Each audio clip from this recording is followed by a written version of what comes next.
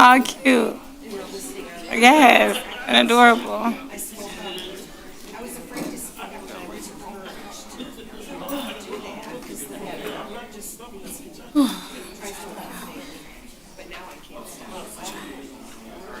What's the?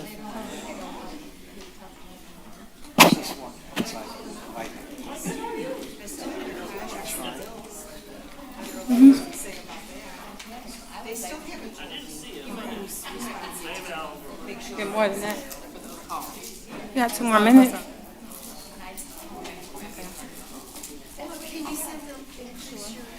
All right. No. Don't let it forget.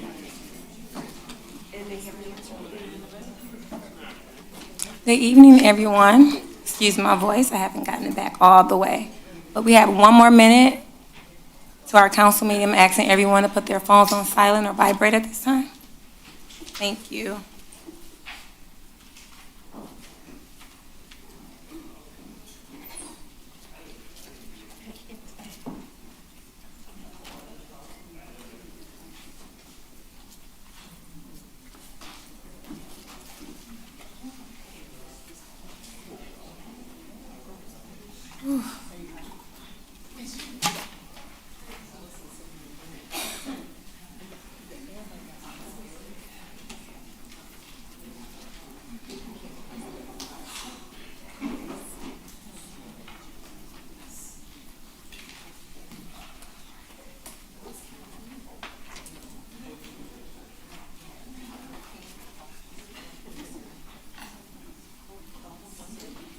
Again, good evening. It is now 7 p.m. Today is Tuesday, September 5th, 2023. The day a lot of children started school. I know mine did. I'm super excited about that, and some of you other parents probably is too. And so we always start our meeting with the invocation, and also it's followed by the Pledge of Allegiance. We have our dear friend and neighbor, Mr. Zander, who will lead us in prayer. I ask everyone in the audience to please stand and join us in prayer, followed by the Pledge of Allegiance. Thank you. Most gracious God, I thank you for this day, for this hot we have here. We just wanted to keep the heat going down. Please do so. We wanted to be with us and let this meeting go through, be smooth, and so we can do, and we just wanted to pray for our mayor, for her voice coming back, so, and the staff here for city council. Let this meeting go through, Lord, and so we can get this done as soon as possible. In thy name we pray, amen. I pledge allegiance to the flag of the United States of America and to the republic for which it stands, one nation, under God, indivisible, with liberty and justice for all. Thank you, everyone who joined in the invocation and also the Pledge of Allegiance. We are now going to, next item is the roll call. Good evening, Ms. Holman over there. Good evening, ma'am. Good evening, Mayor. Councilmember Baker. Here. Councilmember Cobb Muniz. Present. Councilmember Curley. Here. Councilmember DeMonico. Here. Mayor Owens. Here. Next item is approval of the agenda. Council. Motion to approve tonight's agenda. Support. Motion and support. Please call the roll. Councilmember Baker. Yes. Councilmember Cobb Muniz. Yes. Councilmember Curley. Yes. Councilmember DeMonico. Yes. Mayor Owens. Yes. The next item is the hearing of the public. We do one in the beginning and one at the end. You get 3 minutes. I start your time when you announce who you are, a visitor or a resident, and then your time begins. The hearing of the public is now open.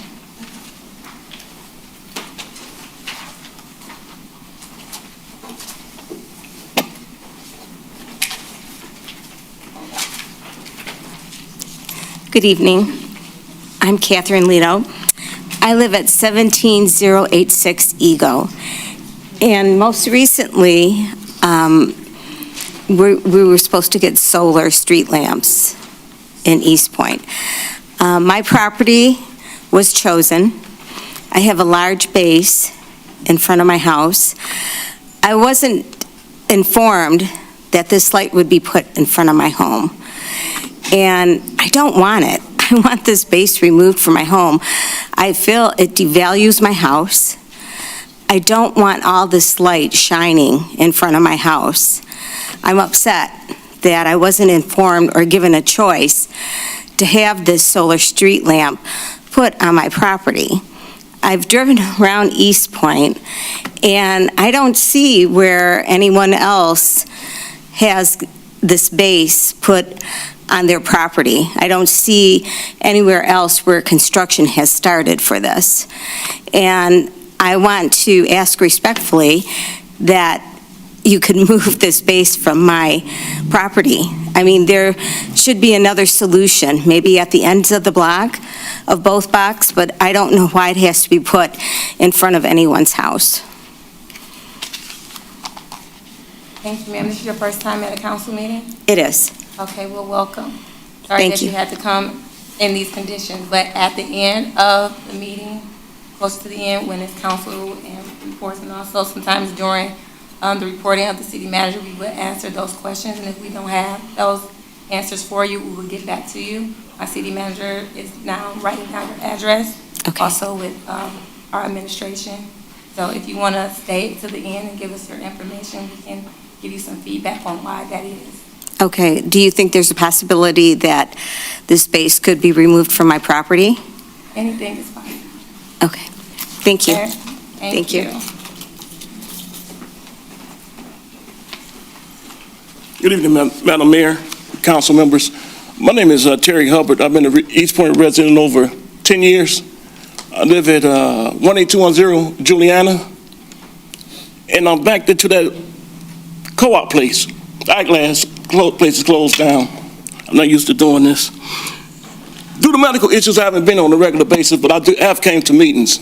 And I received this letter from the Planning Division the 29th of March last year, stating that it will put a wall up. I assume that's code when you live, behind a commercial property. And my concern is people cutting through my yard all the time. I've come here, I've talked to a couple gentlemen in planning, one with long hair, another short guy with short hair. They tell me call the police. I don't think that's fair for me to bring the police out to someone that's not there when I call. And my concern is, when is the wall going up? And please, can we get it put up there?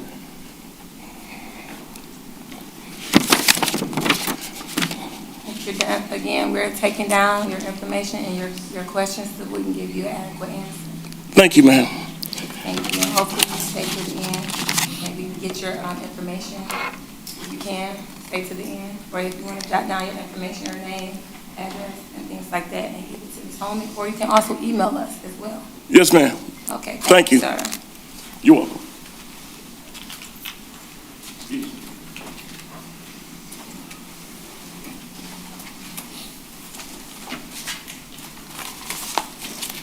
Madam Mayor, Council, Gary Myron, Eastpointe resident for a lot of years.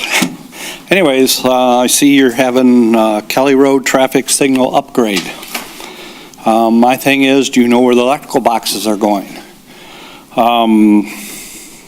Make sure they're on the print. I think somebody should drive, make sure, because you don't want problems like you have out in front of City Hall here.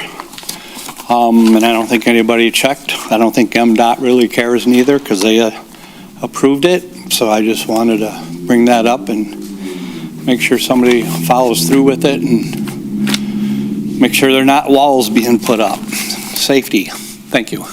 Thank you. Anyone else? Our city manager has a comment, concern from a resident by email. Ms. Walker. This is from Karen Morazian.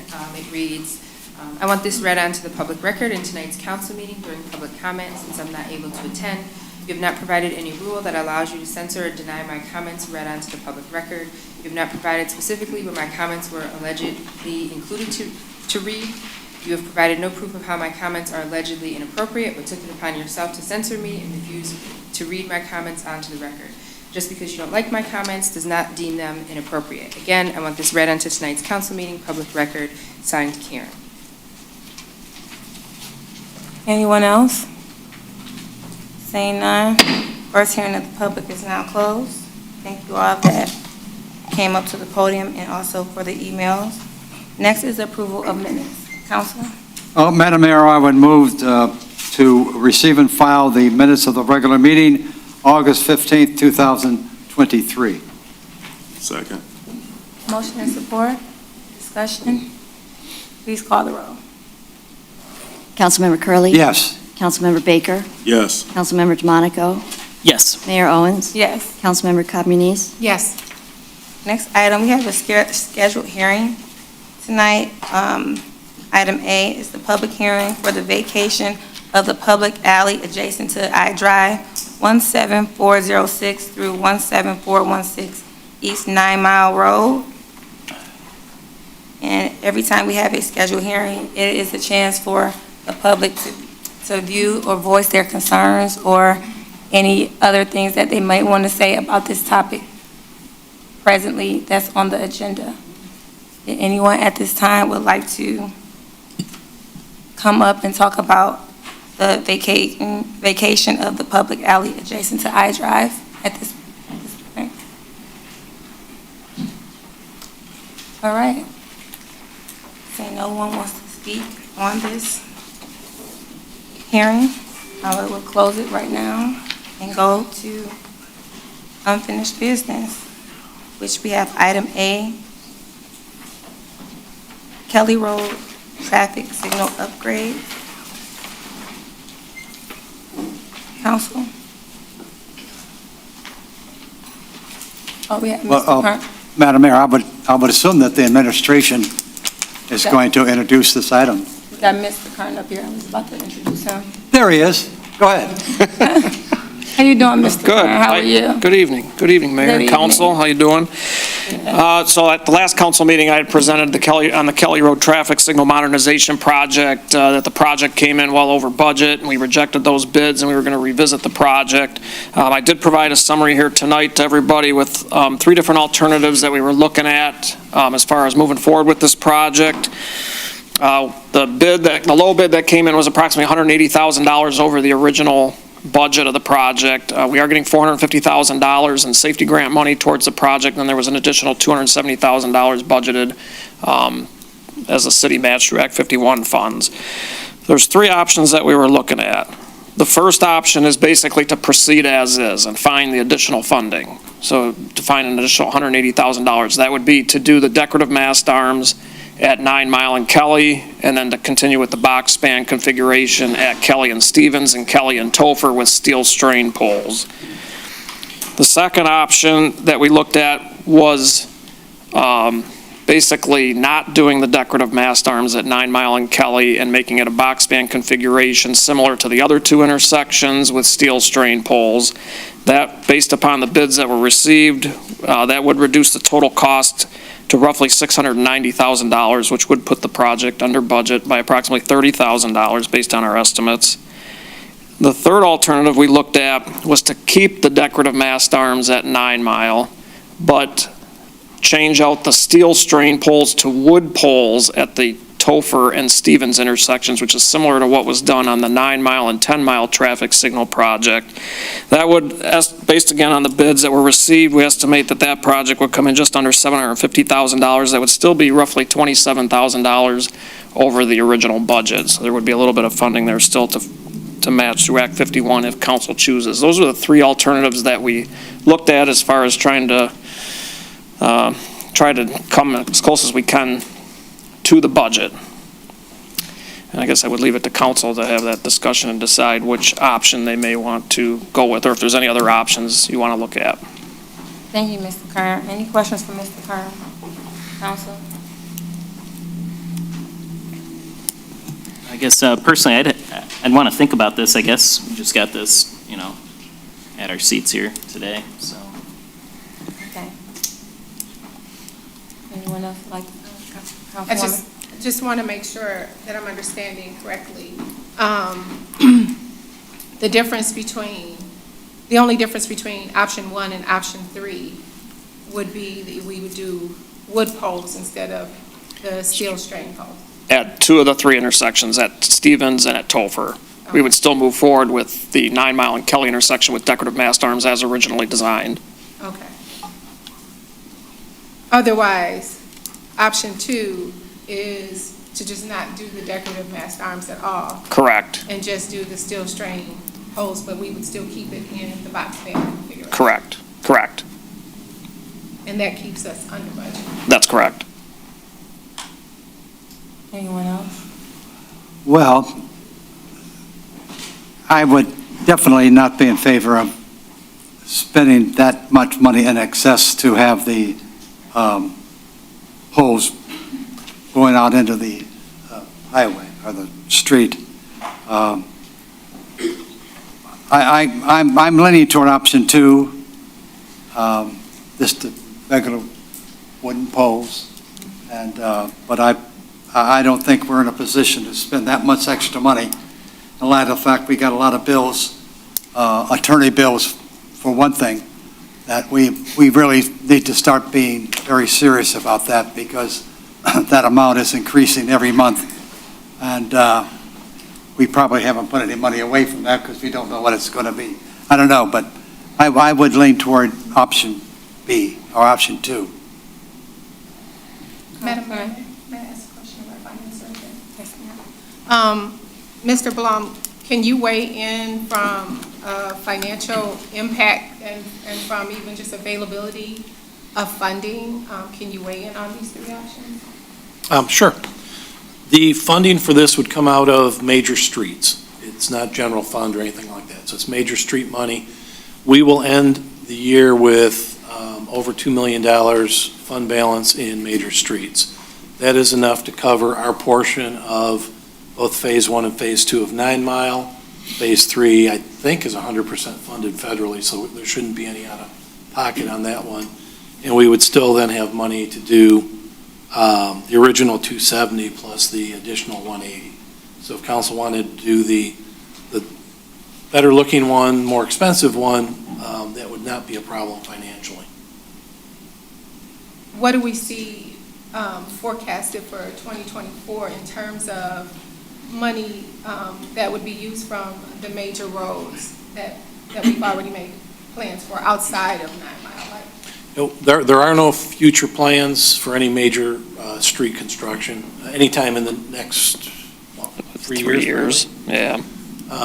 And most of our road money does go to major, so it will build back up again once these projects are done. So you're saying not only will we end the year with a $2 million excess, but that fund will continue to grow because we don't have any major road projects Correct. listed for the next 3 years? Correct. Go into that, if I might. Go into that, no major road projects. Go into a little bit more detail than that. Well, major streets are going to be 9 Mile, Kelly, Beaconsfield, Hayes. There's a couple of Topher, subdivision Stevens. streets that count as major. Yeah, Topher, Stevens. The majority of our major streets have already been reconstructed. I think there's a small chunk of Kelly that still has to be finished. There's a small piece of Topher east of Kelly that has to be done. And then there's a small piece of Hayes, but none of those are in any future or near-term future planning through the federal government and the TIP program. So the 9 Mile, the 3 phases of 9 Mile will be the large ones, and we already have enough to cover our portion of Phase 1 and Phase 2. And again, I believe, except for probably engineering, the federal government's paying 100% of Phase 3. So we won't have any out of pocket on that one. And that's what I'm saying, there's enough money already for the projects being worked on or planned. And we'll have about a 3-year window to rebuild the fund for any future projects. So major streets is probably one of the best funded funds that the city has, just because of the way the money comes in. And that couldn't be used for residential? It has to be designated as a major street. So, well, I guess once the asset management plan is Yeah, so- finalized, Yeah, we could transfer more money. Right now, we already transfer 50% of our major street money into local. And Well, we still have money left over. and we'll have how much after the major projects are done in the funding? Well, we're ending this fiscal year, it'll be over 2 million, probably closer to 2.3 million. If you take the 2 9-mile projects and you did the higher costing lights, that would probably use up all of the funds, but those projects aren't being done, tomorrow. Those will be done over a couple of years, and during that time frame, we will rebuild the fund balance. Well, maybe, you can go by down almost any residential street and pray that you don't get a flat tire. What would it cost to do Roxana from Stevens to 10 Mile Road? I know you don't know for sure, but about a half mile of a residential street right now is about $1 million, maybe a little more. okay. Yeah. So you know what I'm getting at. Just because we got the money, we don't have to fund a pole sticking out in the middle of the street. I'm concerned about half the people here can't drive down the darn street at a regular speed because they're going to run their shock. So if we got that money and you just said we could transfer that to local streets, why wouldn't we want to do that? We already do transfer. But why wouldn't we do it for what's left? You said We cannot do, right now, we can do 50% maximum, which we do. Once we get an asset management plan in place, then we could actually transfer 100% of our major street money, but until that happens, we have a 50% limit. So I guess just to add, we do evaluate the streets every 3 years, so we're due to reevaluate the streets this fall. And once that's complete, we plan on updating the transportation asset management plan and submitting that to the state. At that point, we'll be able to we can transfer additional funds from the major to the local, more than 50%. So for clarity, you anticipate doing that report within the next 6 months? Yes. And so within the next 6 months, we would know how much more money we would have available for local roads? Because I think all the residents are concerned about that why would we do something decorative when we have streets that are a major issue for driving down just to get to your home?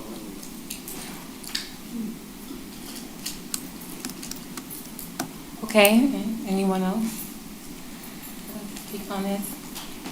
Well, just touching a little bit on what Councilman Curley said, I probably vote this down because looking at the agenda, it's a lot of other things that's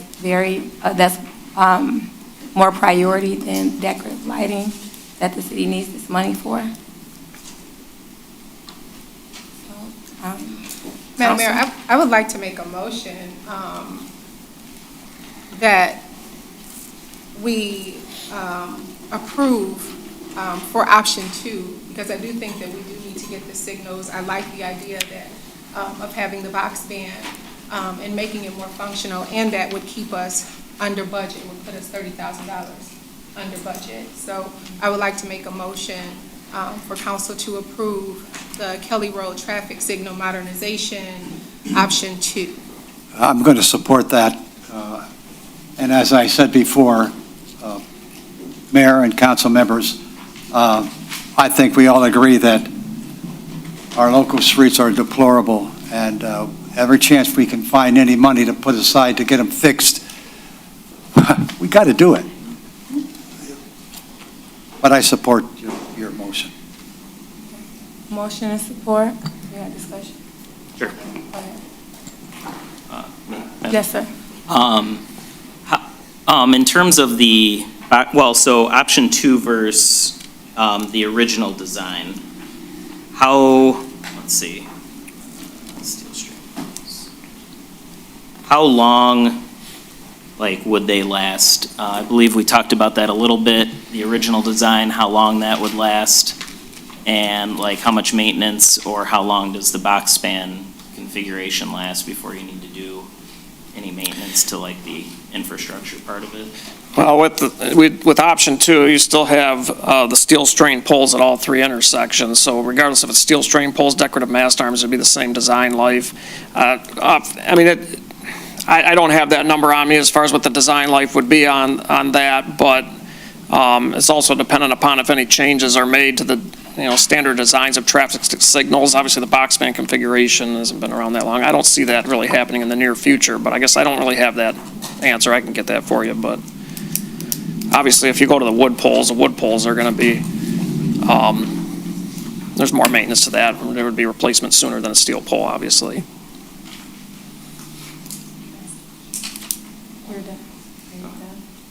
And then in answer to the resident's question, electrical boxes placement?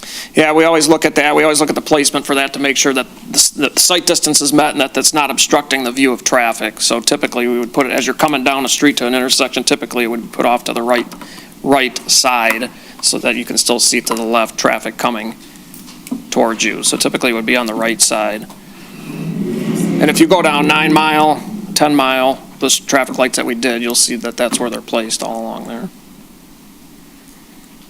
When's the last time we changed the configuration at any of these 3 intersections? That I don't know. That's well before my time. I'm not sure when the last time was those traffic signals were switched out. Safe to say decades. That probably is, yes. Any more comments, concerns, comments? If not, we got, you do? Sure. All right, so we've got a chance here to do something once in a generation thing on 9 Mile. It's going to last decades. And we're talking about let's see, on option 2, $200,000. We could invest in 9 Mile, make it look really nice. People want to go to places that look nice, invest in their business there. And we're talking decades, 200,000 over decades. The steel poles, I thought the number we said was I know these are steel, but also the mast arms last 100 years or something. They're not gonna, they'll last, well, none of us will be talking about the next poles, I guess. So I guess that's all I'm seeing here. We're talking about the major roads, which has to be spent on 9 Mile. Well, there's a handful of roads, but that's the only thing we've planned forever. As Mr. Blum said, we've got money in that fund, but yet we're just going to go basically back to what we have. Sure, the lights are not diagonal across the intersection. It's basically, I don't know, all intersections are changing to this configuration? Yes, correct, yes. And we're just going to do the bare minimum on 9 Mile. The federal government's, paying for more than 80% of this entire project, 100%, I guess, for the 3rd section, and we're going to basically be afraid to spend a little more to make it nicer, I guess, is what I'm seeing here. I guess, Mayor, I just can't believe that's possibly what we're about to do here. But yeah, I guess that's my comments. Call the roll, please. Councilmember Communis? Yes. Councilmember Curley. Yes. Councilmember DeMonico? No. Mayor Owens? No. Councilmember Baker? Yes. Next is reports from administration, starting with our city manager. Good evening, Ms. Ms. Holman. Ms. Walton. Ms. Holman, you got the report tonight. Good evening, Mayor and Council. First, I'd like to highlight the DDA concert series that we have this week on Thursday at 6 p.m. The last one we had a storm rolling in, so we rescheduled. So Larry Lee and the Back in the Day Band will be here on Thursday, so feel free to join us out in the courtyard, and it's right before Planning Commission, so you could also join Planning Commission directly after. And then I'd like to welcome, we started 2 new animal control officers full-time today. So Jessica and Miranda, which if you've had any interaction with animal control in the last several months, Miranda was with us for several months already, so she transitioned from part-time to being full-time with us. So we thank council for investing in the police department and in that unit specifically, so that we can have ample staffing to really provide the needs. I'd also like to thank, I know Ms. Holman, the police department have really gone, and Mr. Albright have really gone above and beyond for animal safety here in the last couple of weeks, and coming in even on the weekends to ensure that the animals that were actually injured are taken care of and nurtured and played with all weekend. So we appreciate all of you and the effort that you guys take care of to take care of our Eastpointe animals. Water filters, or if you need cartridges, they are available. We have them here at City Hall, at the library, and at DPW. I do have the 2 addresses down. The one on Juliana will follow up on the wall that you need, and then also the solar light, I have that address as well, so we'll certainly follow up on that. And with that, Mayor and Council, if you guys have any questions, I can certainly answer those. Any concerns, comments for our city manager? Seeing none, we're going to go to our finance director, Mr. Blum. Good evening, sir. Good evening, Madam Mayor and Council. Quick note, September 1st was the due date for taxes. However, with us being closed in the holidays, people had until today to make the payment. If you still didn't make it today, you can slip it in the drop box tonight, and as long as it's there by the time the staff gets in the morning, it will count. Otherwise, you're late. So, and I do have a couple of items I wanted to bring up. First is the court applied for a RAP grant through MMRMA for the x-ray scanner, and we did receive it in the amount of $11,852.50. The second thing is we received a check from Sarisa, a return of capital. I might want to ask Chief about what this really is, but they gave us a check for $238,519.03. Thank you. Yeah. Who was that you said? What was it? Oh, Sarisa. Yeah. And finally, the pension grant that was deposited into our MERS account on August 30th in the amount of $6,056,137. So it is ours, and it will be in the December actuary, which will come out next June and affect our 2025 contributions. Sounds good. Finally, good news out of finance. Any questions for our finance director? Seeing none, thank you. Mr. Albright, our city attorney, good evening. Yes, good evening, Madam Mayor, members of council. In light of tonight's closed session, I have a very short report section. The council is in receipt of our monthly status report. Happy to answer any questions. Any questions, concerns? Seeing none, thank you. And we have our Director of Public Safety, Mr. Chief Haynes. Good evening, Mayor and Council. Just a couple of quick things. We do have our school resource officer in place and has been for almost 2 weeks. Things are going very well over at the schools, so very happy to report that. I did want to give a thank you to the Mayor and Council regarding the animal control situation. It's going to be great. When I first got here, it's only been a couple of months, but we started out with 1 part-time animal control officer, and here we are starting today, the first day with 2 full-time. We definitely have enough work to go around for both of them, so it's going to be a really good experience and good for the city all the way around. So thank you for that. Thank you, sir. Any questions or concerns for our chief? Saying none, thank you for the work you've done in a short period of time. We appreciate that. I'm so excited about the the officer in the schools. I've been wanting that for a long time. We're going next to our new business. Item A, approval to vacate the public alley adjacent to 17406 to 17416 East 9 Mile Road. Council.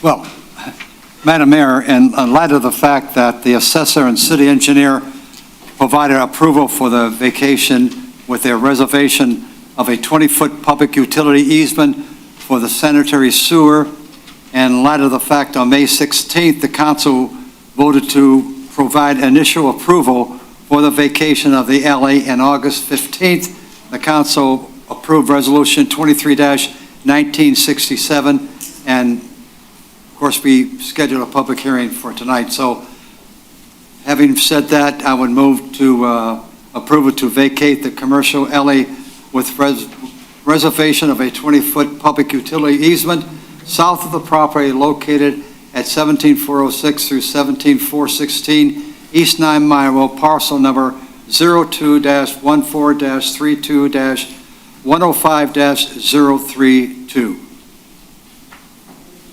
Second. Can we add the, Oh, and further, with a legal description of lots 256, 257, 258, 259, 260, 261, 263, 264, 265, and 266 Lambert's home site subdivision as recorded on the number 10, page 42 of Platts, Macomb County Records, and further authorize the city administration to prepare in all records and deeds. Still second. Motion and support, please call the roll. Ma- Any discussion? Mayor, yeah, just a quick comment before we vote. I think for the future, we should put together some standards is why we'd vacate an alley instead of just any business coming forward. Maybe have a couple points, kind of like we do for a special land use, something like that, so that we can kind of discuss it in a little more detail. Like I said at the last meeting, that this block kind of this alley continues all the way from there over to Kelly, and it's all continuous, which is a different story than that last one that we had closed.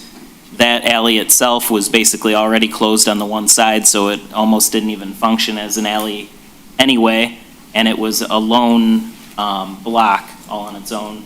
So, and there were some other reasoning, but I guess just for the future, I think we should do something like that. That's all. Thank you. Motion and support, please call the roll. Councilmember Curley, Yes? Councilmember Baker, Yes. Mayor Owens, Yes. Councilmember Communis, yes, Councilmember DeMonico. No. Next item is item B, approval of Planning Commission's recommendation to approve the special land use for 24611 Gratiot, Total Experience Banquet Hall, LLC.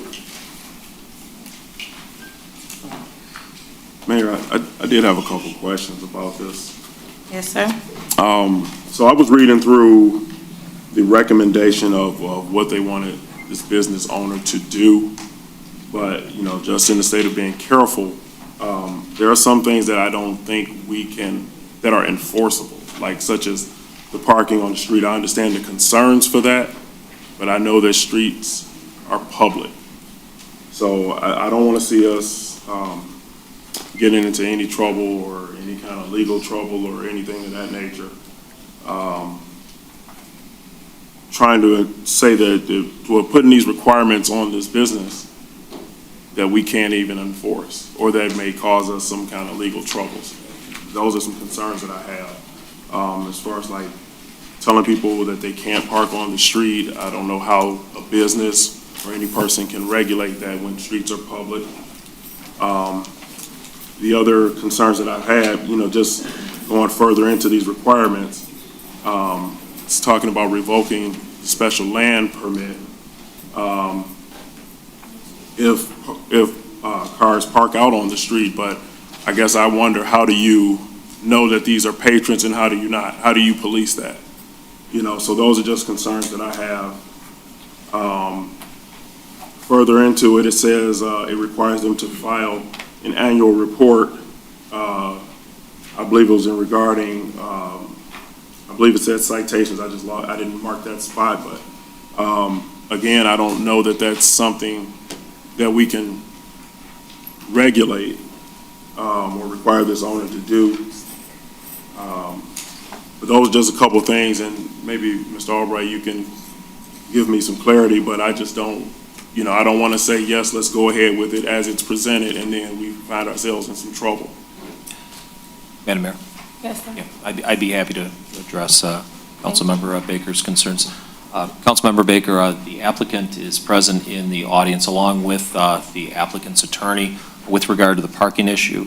That was actually an agreement between both the applicant and the city or the planning commission that they would have somebody to police the parking and that no parking would be on the street. So that's actually a condition that the applicant, through their attorney, actually agreed to. And again, the applicant's attorney is here. She is, I believe, ready to make the same presentation that she made before the Planning Commission as to the security personnel that they're going to have on site to monitor issues or potential issues outside of the building itself, along with any parking issues. Okay, and I guess my next question is, how do you enforce that? How do you enforce it? I know, like, even with, there was mention in here that if there's severe or fierce criminal offenses, like such as a shooting or something. But my concern there is said not only on the property, but it also said adjacent to the property. So once again, how do you hold a business accountable for something that happens not on their property, not in their, within their building or anything?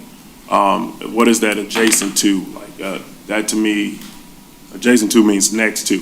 It doesn't necessarily mean on the premises. So those are things, I mean, how do you penalize or enforce something like that when anybody can walk down the street and have an issue? Anybody can drive down the street and park on the street. How do you tell me I have to get back into my car and move it? What if I don't? You know, and so my thing is, I'm just trying to think and try to cover our bases. I don't want to see us getting in any trouble. If the owners agree to it and they feel that they can enforce it, that's fine of how they run their establishment. But I just kind of want to make sure we're not overstepping our bounds by telling them, yes, if you don't do that, we can do this. Those are certainly all valid concerns, and I know those were concerns that were raised at the Planning Commission meetings as well. The applicant, again, is going to have security personnel who are going to be watching for people that are illegally parked. What I believe the intent would be to go and talk to that person to find out who the owner of the car was, to say, hey, you need to move your car into the parking lot.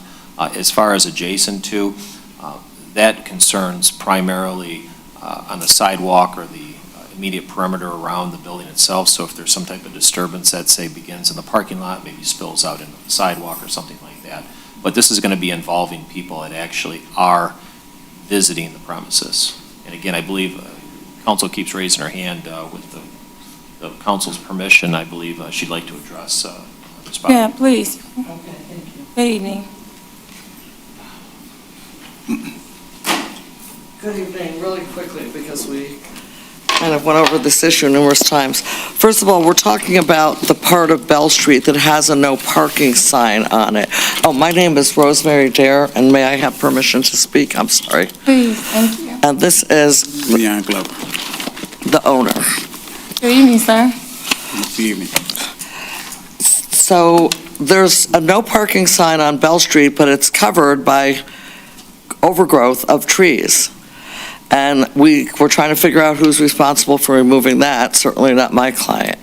But we were talking about only patrons that they specifically saw, either by the camera or security, parking on that part of Bell Street that was a no parking area.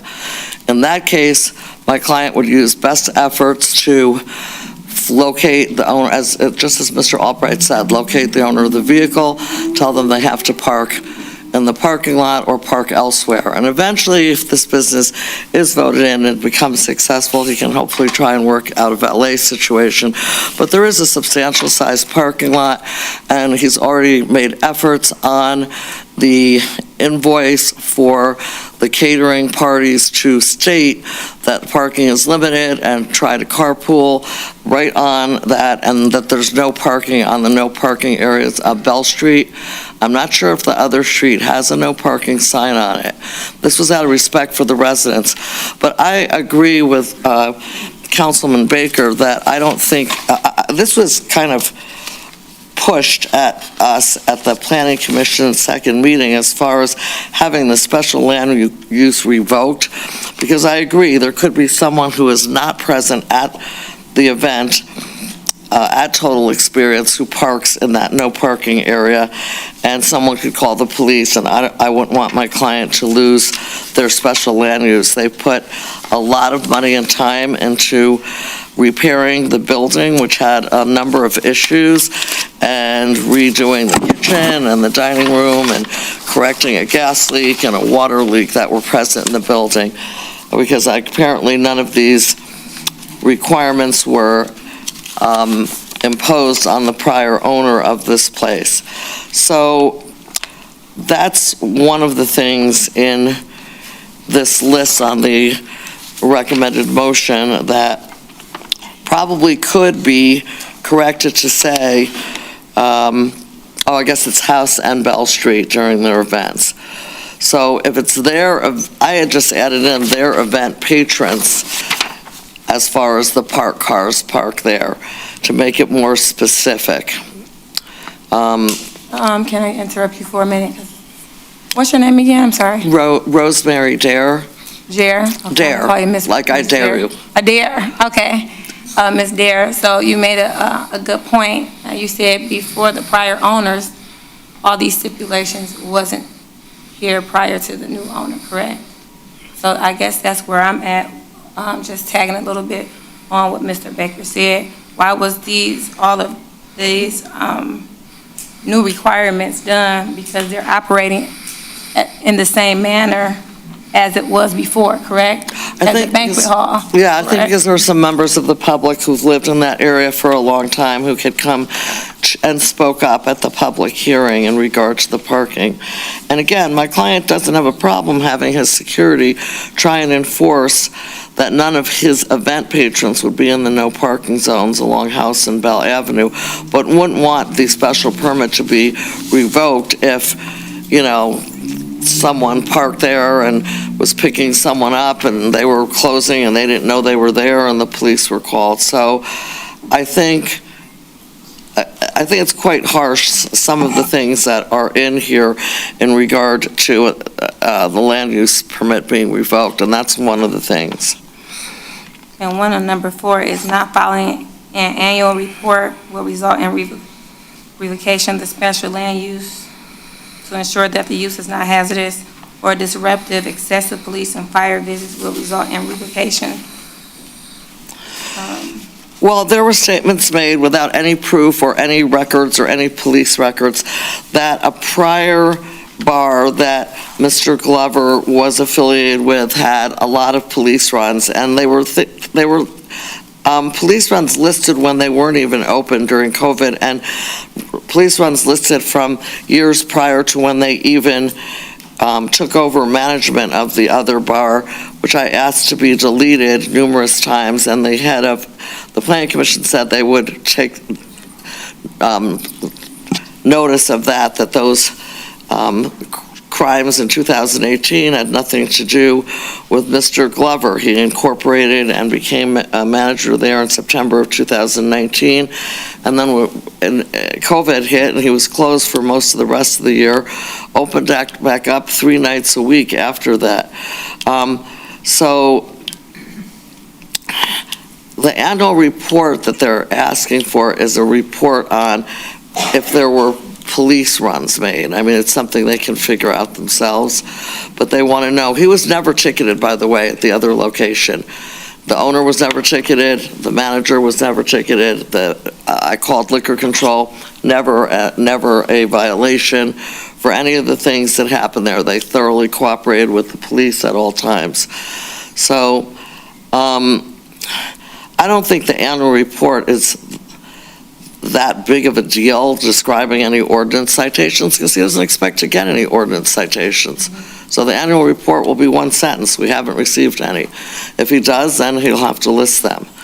But he wants to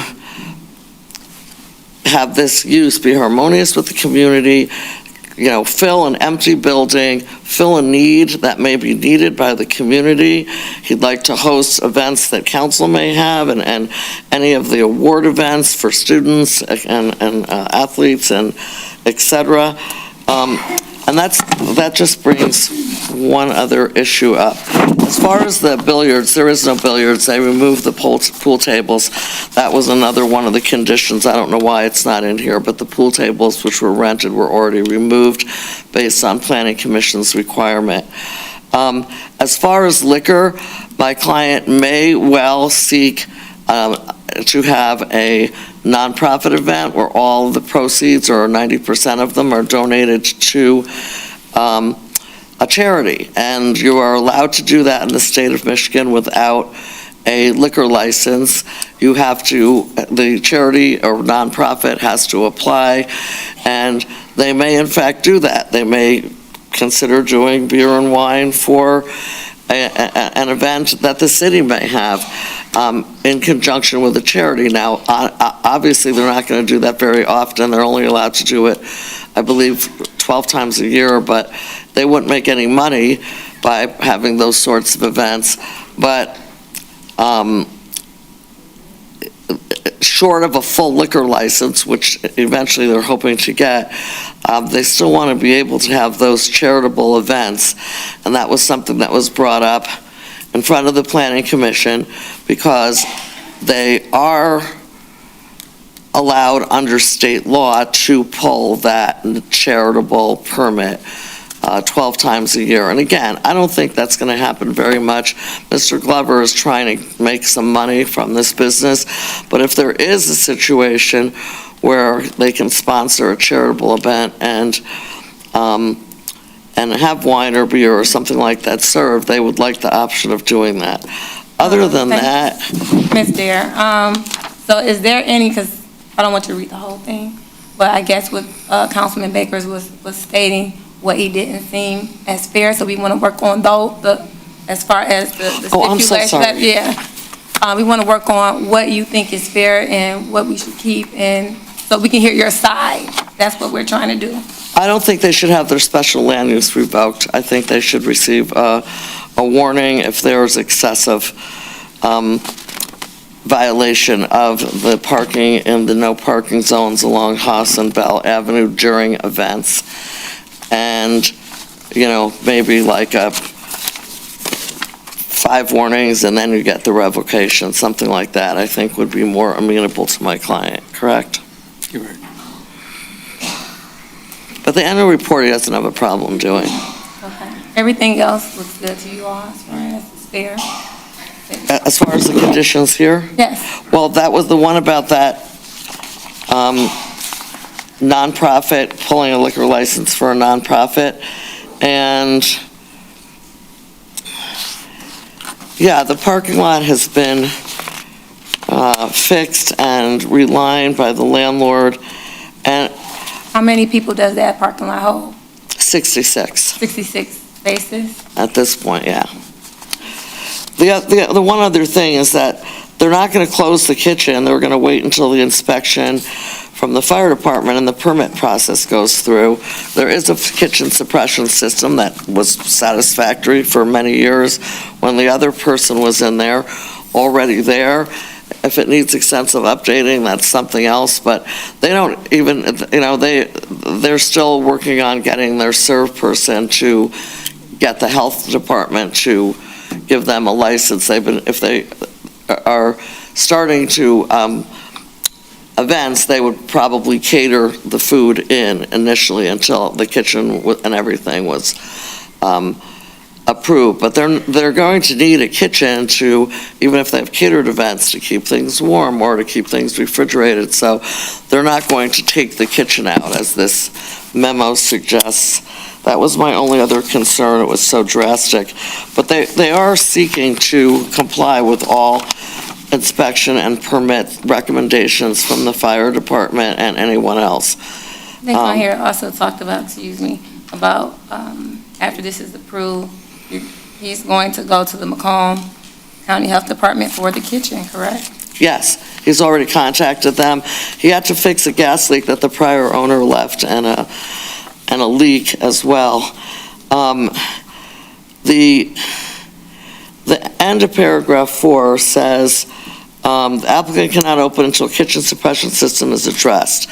That's unfair because he's bringing catering in from somewhere else. He was not cooking in it, and he obviously is not going to until the fire department and the other mechanical, electrical pass on all the inspections. So I would say that should wait until permit inspection time to see what exactly is needed there, if anything, since apparently the prior owner had a fire suppression system with a fan in the kitchen. I've seen it, I've been there, I've looked at it, and they've spent a lot of money renovating the kitchen and cleaning it up. I have pictures, if anyone is interested, that could be put up, but they fully intend to be in compliance with the fire department.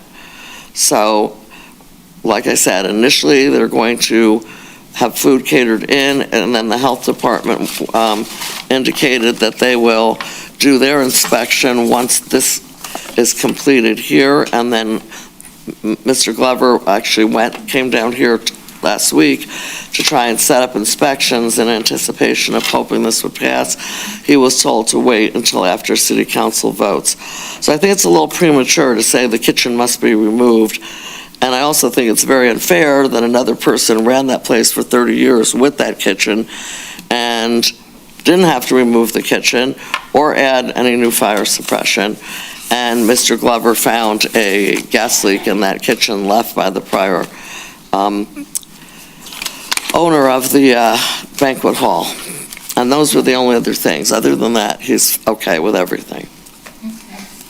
Thank you, Mr. Dare. Council? Yes, it's all right. In light of the fact that council's had an opportunity to make a presentation to the council, what's up for tonight is the actual approval, which rests with this body. The Planning Commission has spent a lot of time in reviewing this matter, reviewing materials, also hearing from members of the public, and then they did make proposed findings of fact and recommendations, and that's part of the motion that's before this body this evening. But I would ask to give the city's planner an opportunity to also address some of those concerns and also answer any questions that any members of the council may have. Good evening. You know, your name is so beautiful and unique. I still can't get it, so you okay with me calling you Miss Mara? I am perfectly fine with that. I'm Thank used to you. it. Thank you. Thank you. Good evening. Well, good evening, council. Thanks for having me, and good to see applicants. Sorry, Ms. Dar, what did you say? Did we need to step down from here or just wait? Just stay there. She said- But did you want to come up to the podium or you want to stay there, Miss Mara? Whatever you prefer. That's fine, because then we all can go back and forth if we have to and hear you all on the microphone.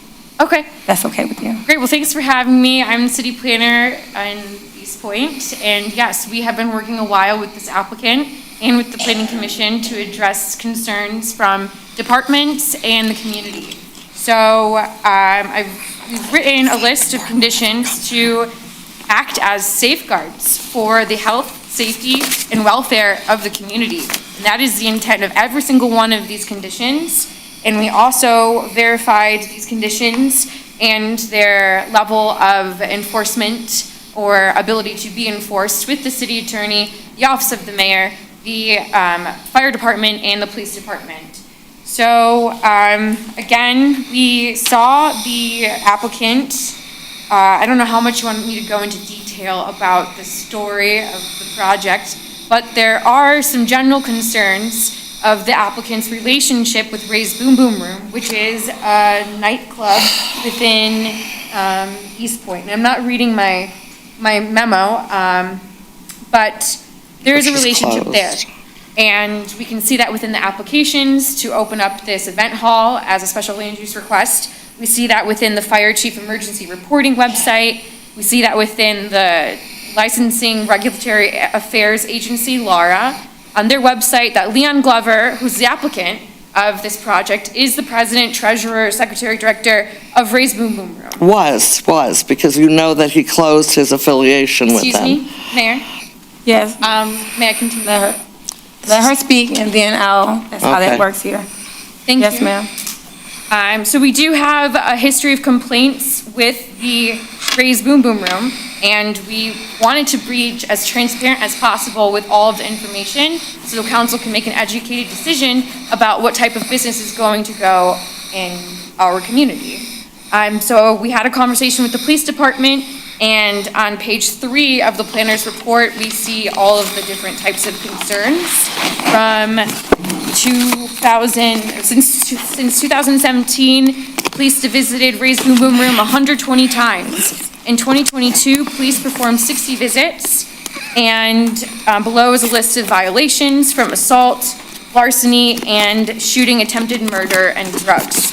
So these are serious concerns that we have about a previous business that the applicant was affiliated with. And then as we continue on page 3, we have comments that Mr. Glover and Attorney Dare have filed a certificate of dissolution from Ray's Boom Boom Room with the state of Michigan Corporate Division. So we have evidence of that, but we want to approach this situation and understand all of the concerns in the room. And as I said, during the July 6th Planning Commission meeting, we had 14 members of the public provide comment, and 10 were in opposition of the request. Community members reported concerns about hosting illegal parties prior to receiving a business license, parking, traffic congestion, potential violence, but then also there were community members in support, 4 members in support of Mr. Glover, just to provide him a second chance to do better, occupy a vacant building in the with a new business, and provide a space for community members to gather and celebrate. So weighing all of those concerns and thoughts in the room, the Planning Commission and the Planning Department came up with these conditions as safeguards to protect the health, safety, and welfare of the community. One is not to have parking on the residential streets that already, Councilmember Baker, as we discussed, have no parking signs, so that should already be enforced. We also amended hours of operation. We had, let's provide an annual report just to make sure we're all on the same page about anything that's happening, excessive crime, just because we don't want this business, as Mr. Glover is also in agreement with, not to have any relationship with excessive crime.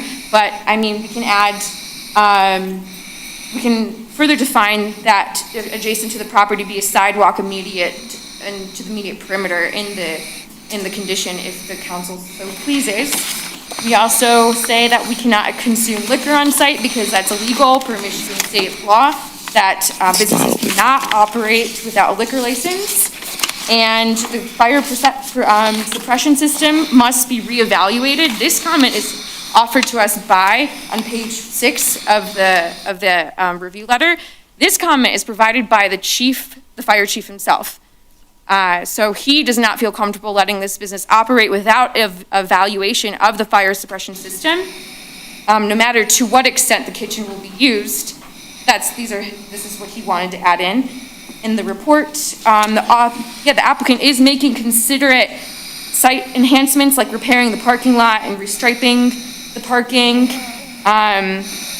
The occupancy will be limited because, again, there's not an adequate fire suppression system for the building, so the applicants agreed to limit occupancy.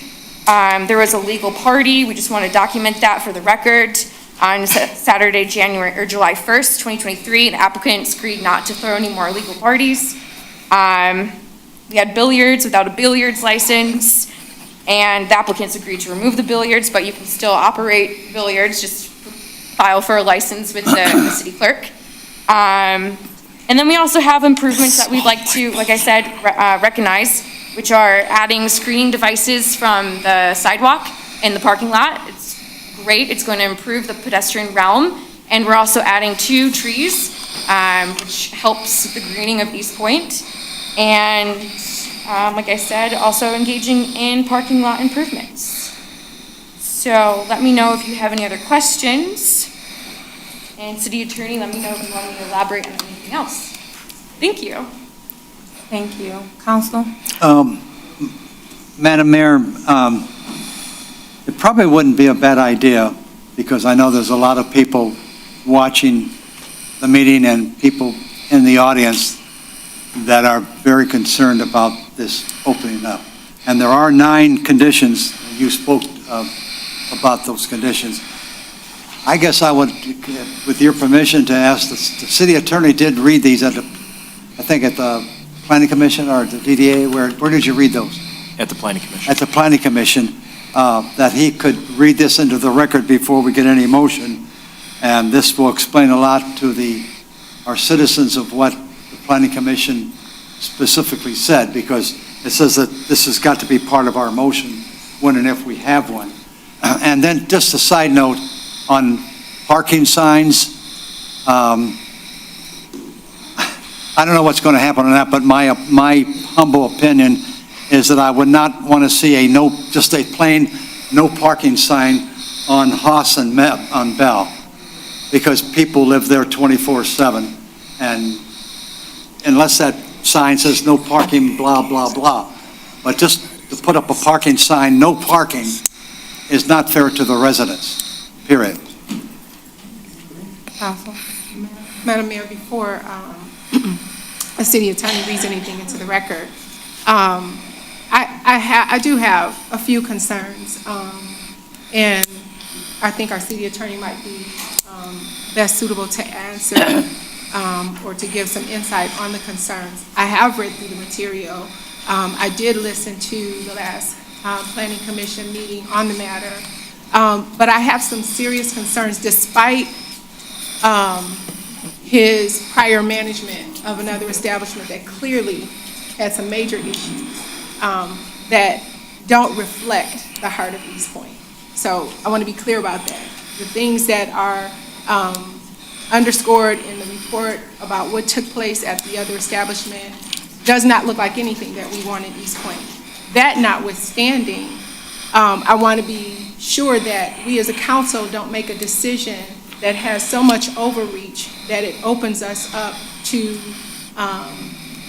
possible litigation, and that we don't set a precedence for future businesses that could do the same, because while this applicant has clearly agreed to some of these terms, future applicants may not, but we will have already set a precedence. And so some of those things being with respect to the parking, how can we require a local business to go out on a public street and do the job of the police to supervise the parking and say that they're going to do enforcement? To me, you're asking for a police call to be made. Because if I'm on a public street and a private business owner comes and tells me I can't park there, I might not be too happy with that, and I myself might be the one to call the police, even though there's a no parking sign. The other thing is with respect to the annual report, what other businesses have we required to make this annual report? And I'm not saying that an annual report is a bad idea. I'm just saying if we're going to start something, we've got to be willing to do it across the board and be fair to all businesses. And then third, with respect to what evidence do we have that the business owner is creating an atmosphere that's causing the police to be called in? So I'm concerned about precedence and overreach, and I'd love some insight. Could I respond to what the city planner said? In 1 second, I want to make sure that any council members have anything to ask Mr. Albright, and when he speaks, then you. And so, anybody else have any questions in addition to Councilwoman, Mr. Albright? Thank you, Madam Mayor. What's before the council this evening is the recommended motion. These were the proposed findings of fact that the Planning Commission, made. The City Council is not bound by what is in the proposed motion. The City Council could delete language that's in the proposed motion, or it could add language. The council may wish to go through each of the 9 proposed findings of fact and conditions and go through each of them line by line to determine which language in there is agreeable and which language the council believes should be removed based on the representations made by council tonight, or if there's additional language that needs to be included based on the city planner's presentation tonight. So that may, rather than myself just reading a motion in its entirety, that may not be acceptable to the city council. In the interest of time, it may be better served just to go through each of the lines to determine which ones are appropriate and which ones the council believes need to be modified. That's just a suggestion. Okay, I think we can do that. I'm going to let her speak, Ms. Mara, and then so she can go back what you said so we can hear what you have to say, and then Ms. Mara. Yeah, just really briefly. Again, My client was not involved. There's a different owner. He's not the owner of Ray's Boom Boom Room. There's an owner. He just took over management in 2019, not 2017. I don't know why those statistics keep being read. And he doesn't recall 60 police calls. There's always been cooperation with the police, and it's correct that incidents that came up, they were never ticketed for or given an ML6C violation. These were incidents that occurred from people, which happens in a lot of bars, who were leaving the bars, husband and wives fighting, jealousy, etc. Although it is upsetting that there were a few drastic events that took place there, which Mr. Glover's in his 70s. He has no desire to have that type of behavior occur at his place. He was doing a senior citizen day on Sundays at right before they closed. And Ray's Boom Boom Room, he is no longer the manager there. He dissolved the corporate entity and he left there a couple of planning meetings ago. I don't know what the owner is doing and who he has engaged as manager, but it has nothing to do with Mr. Glover. The only reason, and this was explained, that name was put on an application was because his daughter does most of his business stuff, and he wasn't sure if she had filed the Total Experience LLC when he applied for the application. So he put it under the Ray's Boom Boom Room and then changed it to Total Experience when he found out that she had in fact filed and received the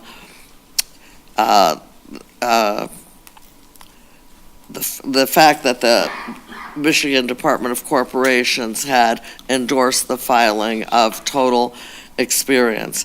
The issues at Ray's Boom Boom Room from 2019 to 2022, again, they were closed most of that time, and I've never seen any copies of any of those 60 calls or reports.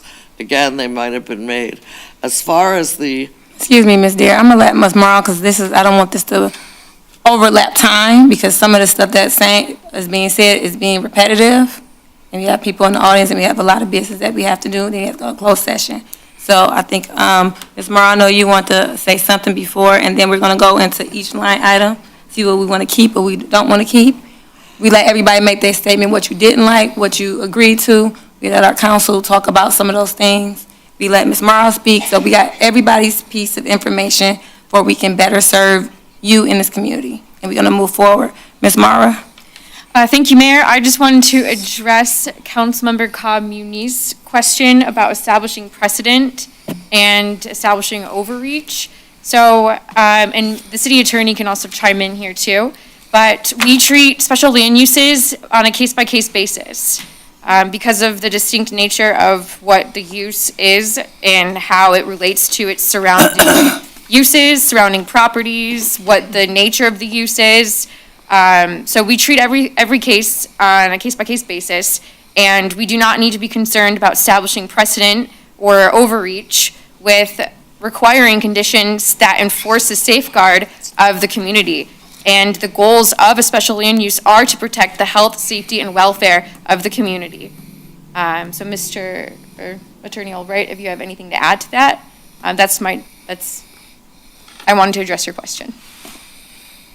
May I respond? Yes, ma'am. To that end, yes, we want to protect the health of the community. We want to look out for the best interest of the entire community. We also have to make sure that even though we have the opportunity to make some subjective decision-making, that we are doing it in a way that is still fair and that is still legal. So my question about precedence and overreach is going to that point. Because later on, the thing that you might think is within the bounds of a special land use and your ability to be subjective could very well be brought up in court and could be deemed to be overreaching. And so we want to make sure as a governmental body that anything that we do, we're doing it across the board and we're doing it fair, even if we're doing it under the guise of our ability to operate in giving special land use permits. Mayor. Okay, yep, and then we're going to go right into it. Thank you. And that's why, that's a good point. Thank you, council member. That's why within all of the conditions, we write the standard of why we are choosing that condition. So, yes, the council must make decisions based on the 8 approval standards of a special land use. And item 4, to ensure that the use is not hazardous or disruptive, Total Experience Event Hall must provide an annual report. So that's how we connect the approval standard with the condition. But I'll defer to your conversation with the city attorney. Thank you for having me. Thank you.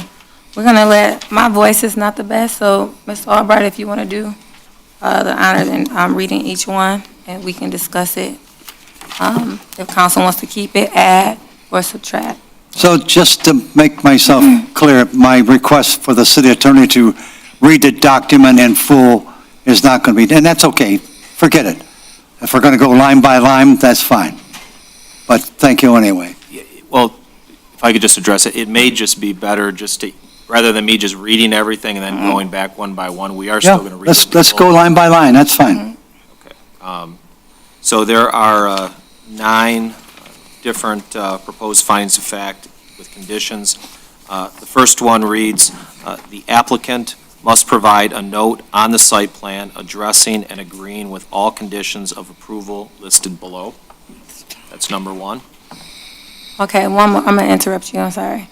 Now, this applies to every applicant, correct?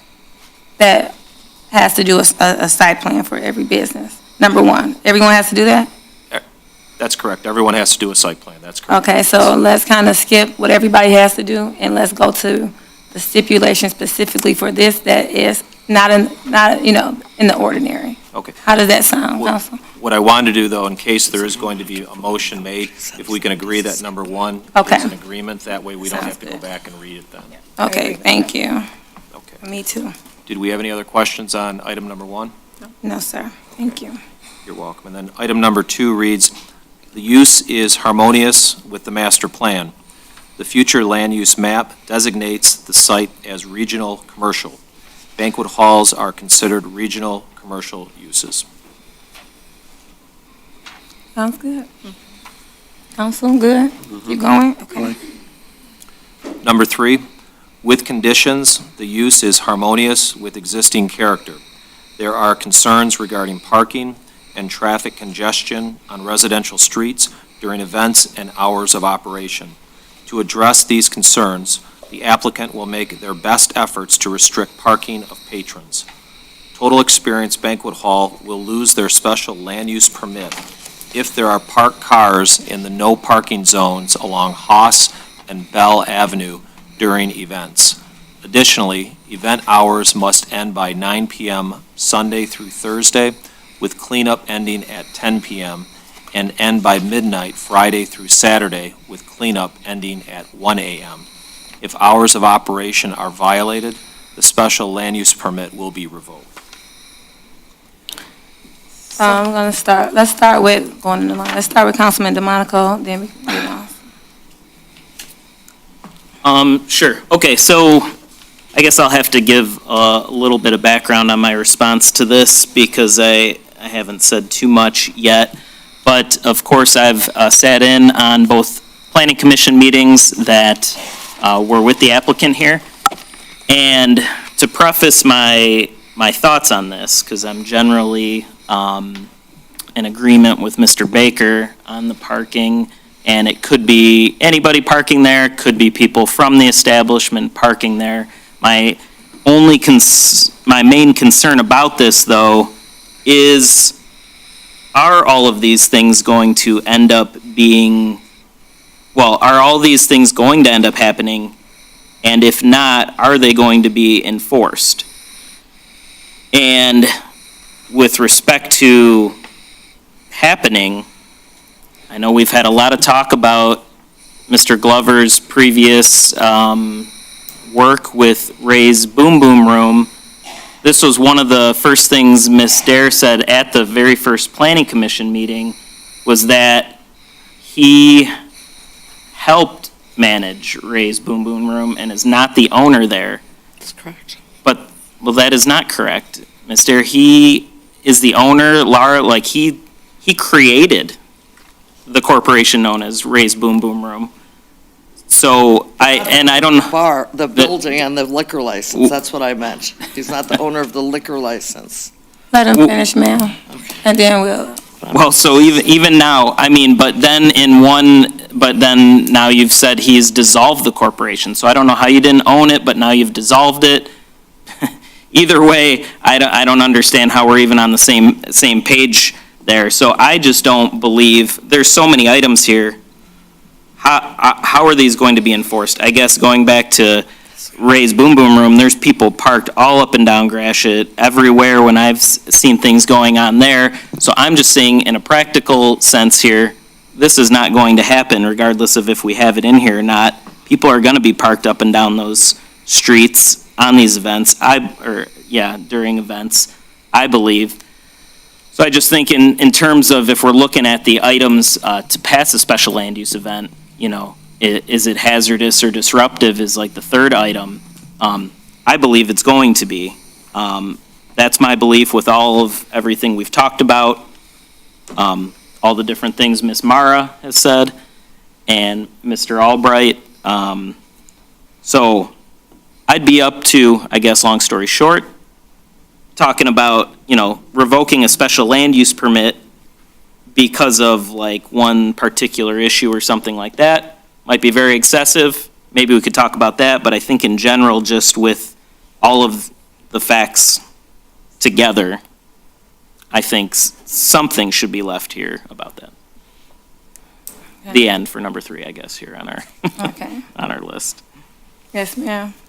With respect to 3, the only thing that I would suggest we strike would be the sentence that says Total Experience Hall will lose their special land use permit if there are parked cars in the no parking zones along House and Bell during events.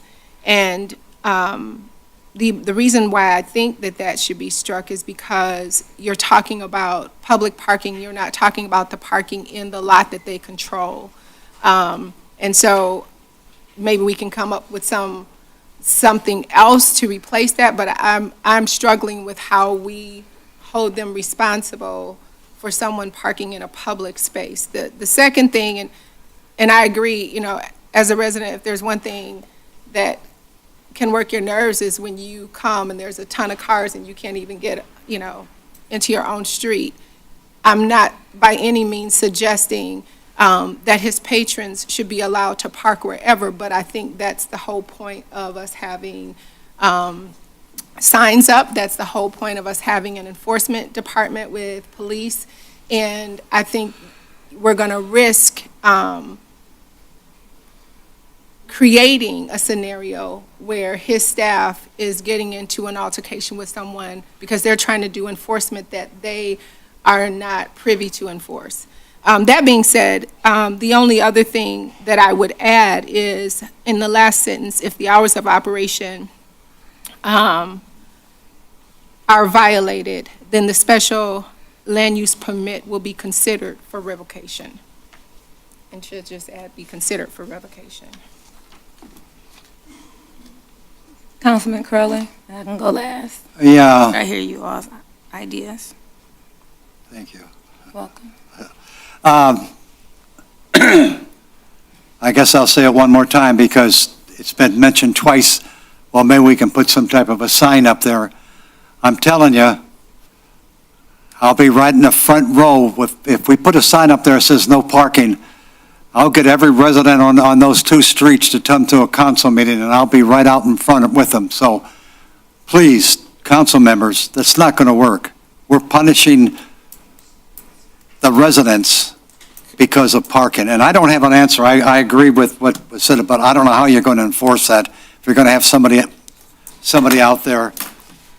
Madam Mayor, Councilman yeah, I don't- clarity, if you could clarify. Both streets already have all the no parking signs. Okay, but how are we going to enforce it if somebody pulls up? But that's the point, that we're talking about signs that are already there, that the city has placed there. So what I'm saying is that enforcement of that would not come from Total Experience or their staff. Enforcement of that, because it's a public street and it's our sign that says no parking zone, that enforcement would have to come from our police department, not from the owner of the establishment. So what we're looking at perhaps is having a police car there every night. No, Possibility. I mean, how else are police going to know that there's illegal parking? the same way that they do on any other street in the entire city. They patrol, they see it. Oh, I've they seen move cars. it. I'm just saying, us Yeah, making okay. I've seen the cars. owner responsible. What I'm saying is, it would be the same as us telling the library, you're responsible every time someone parks in a no parking zone to go out there and tell them they need to get out of the no parking zone. We don't put that responsibility on the library staff. We don't put that responsibility on the other business owners in our community. So my concern is us setting a business owner up for failure. If we're trying to, if we're saying you can't get any calls from the police, for the police to come out, and then we're saying, but at the same time, we want you to police the public street, we're asking for the police to be called out. Sure. So that's why I'm saying that doesn't work. The enforcement has to come from us, not from Us, the you owner of mean, the when you establishment. say us, you're talking about the police department. Yes, and I'm only talking about for those parking spaces on the public street that say no parking zone. I'm not talking about his parking lot. I'm only talking about the space on the street that says, that's public. Do you know where we're coming from now? I'm not dumb. I know what you're talking about. No, I didn't know. I wasn't insinuating that at all. Please don't take it that way. Well, I did. Well, that was not the insinuation at all. I respect you. You've got more than 40 years on me, so I respect. Well, you're absolutely right. I love you. So, but Madam Mayor, I'm going to ask the chief. We're talking about you guys. I'd like to chime in. Well, as the other Councilwoman Cobb Muniz stated, I mean, it would require patrons to call, or not patrons necessarily, but the neighborhood. People from the neighborhood would probably have to call us. I mean, at the rate we're going right now, we have so many calls for service that we're not seeing all the no parking violations, and we're certainly not making it a priority to go out and look for those at this point. But if we get a call, we're going to handle the call for service. It would be more difficult, and this is where I kind of have an issue with it, is if we're looking to this situation as these streets are already obviously posted no parking. Yeah. The most enforcement that we can do as law enforcement with that is a parking ticket. So does that really solve our problem here? No. It's not going to solve the problem. It's going to hang some tickets on some cars that maybe get paid, maybe don't. There are other options that could be looked at separately, working with the city attorney, if those zones would be better signed as no parking tollway zones, so that if we do run into this constant problem, law enforcement has the ability to then, if we can't locate the owner, we can tow it. And that's going to curb the problem a little bit more, but again, it's a temporary fix to what could be a permanent problem. Thank you. Are you done? I'm going to go to Councilman Baker if you're done. What? Are you done? If you're I'm done for now. good. Councilman Baker. Good. Well, Did you say good? Good. all right, I agree with Councilwoman Cobb Muniz. I would be I would be supportive of the changes that she suggested, and I think that the signage just needs to be, if we can't see the signs, it needs to be visible.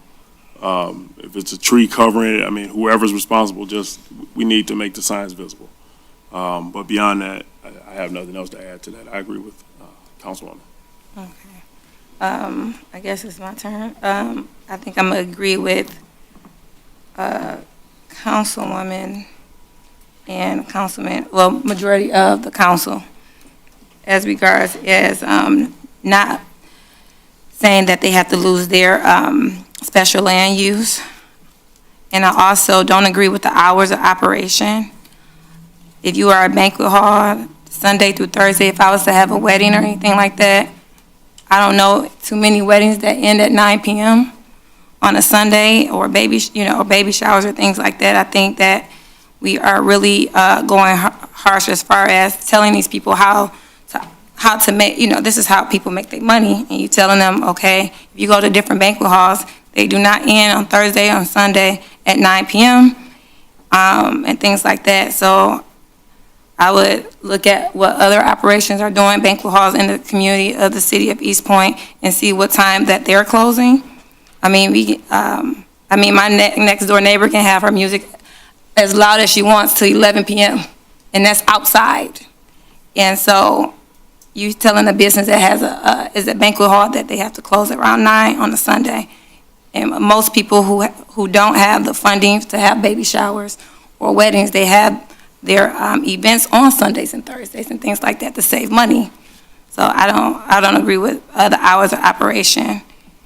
But I do agree with council not saying that we should revoke their license due to the fact of the parked cars and things like that. So how do we? Can I ask a question of our planner? What are the typical hours for ending for Sunday through Thursday with other event halls in our community? Thank you. I don't have that information, but I do know that after deliberation with the Planning Commission and listening to public comments, we came to the conclusion to limit hours of operation from Sunday through Thursday at 9 p.m. This is to protect any noise nuisance that the community voiced concerns about, and the applicant agreed to these hours of operation. Thank you. We asked for later hours, and those were shut down by the planner. So he originally had asked to close on Sunday through Thursday at 11 with, and then we went to 10, and then it ended up somehow as 9 p.m. with cleanup ending at 10 p.m. I mean, he'd be a lot happier if he could close Sunday through Thursday at 10 p.m. with cleanup ending by 11 p.m. That's still before the noise curfew ends. So these were all concessions that were made.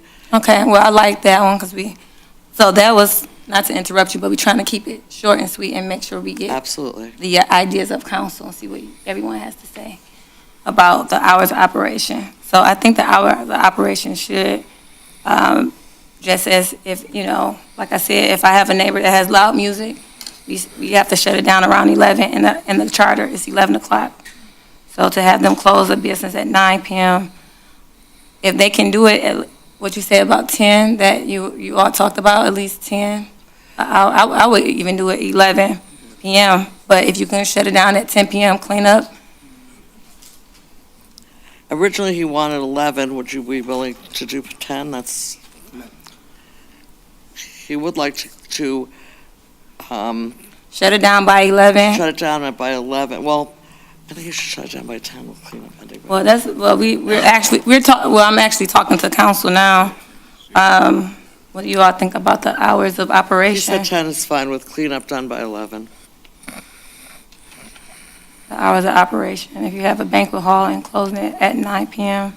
My only concern with that would be what that looks like once he has the full facility up and running. So if at some point later in the future, he is granted to end an event, let's say it's a wedding or a shower, how are you able to end an event at 10 o'clock and get the entire hall cleaned and shut down within an hour? To me, that doesn't make sense. And I, for the sake of the residents, want to see them completely done and out of there by 11 o'clock, because I think if our noise ordinance is at 11, then we lessen the risk of employees coming out of the building, making noise, because they're, lighthearted, they've just witnessed a good. We lessen that risk when we move the time frame up. But I agree with you, it is, when I saw the time, I was like, that's a little strict. But at the same time, when I think about the residents in that neighborhood and what they are going to be looking forward to, then I think it's not so excessively restrictive. And I just don't know how we would give him a later cutoff time and still allow his staff to get out before the noise ordinance goes into effect at 11. I think that's up to how they will operate. I think we should extend the time and then see how it works and then come back if it doesn't work out to, if we get calls and things like that. I don't think and then with Ray's Boom Boom Room, the parking didn't have 66 places to park. I think it was 15, so probably a little bit less than that. So we're comparing a smaller venue to a larger one with more parking spaces. So, Could we come back in a year, and if we have a good compliance record, then perhaps have the hours increased? He might even have a liquor license by then on this Thursday through Sunday. And start out with this, okay. and then maybe come back in 6 months or a year, and if we're. Probably 6 months. compliance. What does council think? Do 6 months, see how it goes? And then if they're doing good in 6 months, I think a year Maybe, yeah. is reasonable from the standpoint that would get you through the summer event season. If you're going to have a comeback, because you want to see everything in full swing and operation if you're going to have a comeback for an extension of hours, but. has anybody up here ever ran a banquet hall business or catering business or anything like that and knows how that works? I haven't run a business for catering, but I've definitely thrown enough events and parties, including at that establishment. Okay. Not at Total, but at what used to be Eastpointe Manor. And that's where some of my concern and reservation comes from with respect to clearing out, cleaning up.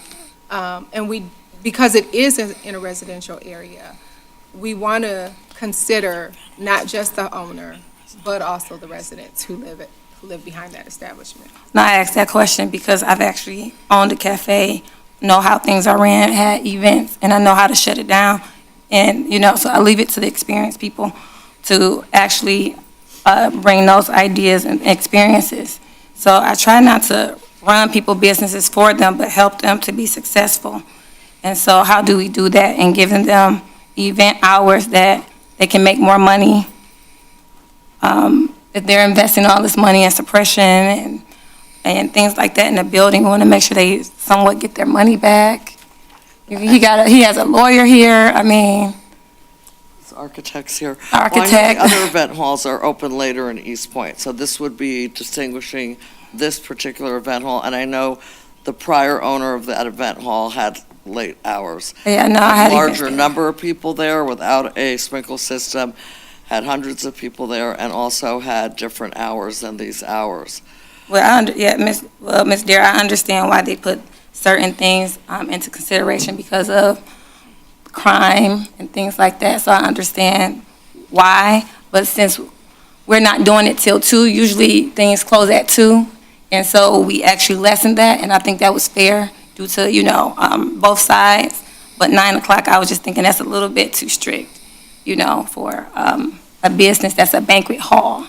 I don't know too many cities that close events at 9 p.m. I don't know. I don't think churches close. Even the Is Bar that close? Association's party at the banquet hall goes till 11. I mean, I think that is Okay. early too, and, so 10 o'clock would be better if that would be considered at all. What does council, As is fine with you me. want to keep it as is? Councilman DeMonico wants to keep it as is. Councilwoman? My suggestion stands, which is with respect to Section 3, to strike Total Experience Banquet Hall will lose their special land use permit if there are parked cars in the no parking zone along House and Bell during events. And then to add to the last sentence, if hours of operation are violated, the special land use permit will be considered for revocation. So you want to keep that if the hours of operation are violated, the special land use is revoked? Would be considered for revocation. Consider. And what did you say about the parked cars again? To strike that whole sentence about the parked cars. Okay. Just the one sentence. Thank you. Councilman Curley? Thank you. I don't have a problem changing it from 9 o'clock to 10 o'clock, but I'm just wondering, with all the planning commissioners there, I don't know if they practice or if they've worked in a kitchen to know how many dirty dishes and pans and pots and silverware they have that we're telling the people they have to be cleaned up, vacuum tables in 60 minutes. I think that's a little bit unreasonable. So I would change that to, if we're going to change it from 9 to 10, I would strike the, there's not going to be any music, so there's not going to be any noise in there if you want to count washing dishes loud. That's not going to happen. So I would strike that, the whole thing about with cleaning it all. I would strike that, but I would agree to increase it from 9 o'clock to 10 o'clock. Thank you, sir. Councilman Baker? Yeah, I would agree with Councilman Curley on that point. How do you dictate how long it takes for somebody to wash dishes? I mean, I used to work in food industry many years ago, and it's not a 60-minute thing. And I would be okay with the hour of operation moving up by another hour, increasing by another hour. But also, like Councilman Curley said, striking the cleanup, just the cleanup time altogether. Sounds good. So I would agree with striking the no parking. I also would agree to actually striking the special land use will be revoked. I'll keep the consider revoked. And also changing it from 9 p.m. to 10 p.m. and striking the ending time at 10 p.m. But then we're gonna have to, sounds like we got 3 out of 5, so we need someone to call do we need to do that right now? Just a question for clarity before we solidify the vote. Are you saying, so it would say additionally, event hours must end by 10 p.m. Sunday through Thursday and end by midnight Friday through Sunday? Yes, Saturday. I mean Friday through Saturday. Yeah. Yes. Thank you. Thank you. Clarify that up for us. And then we're striking where we're adding considered revoked, so. Considered for revocation Yes, rather than will be consideration. revoked. Yes, so. And then also, taking out the parking zones areas. Madam Mayor, if I could just reread what I believe is a consensus for item number 3.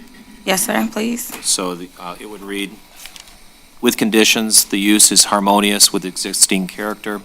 There are concerns regarding parking and traffic congestion on residential streets during events and hours of operation.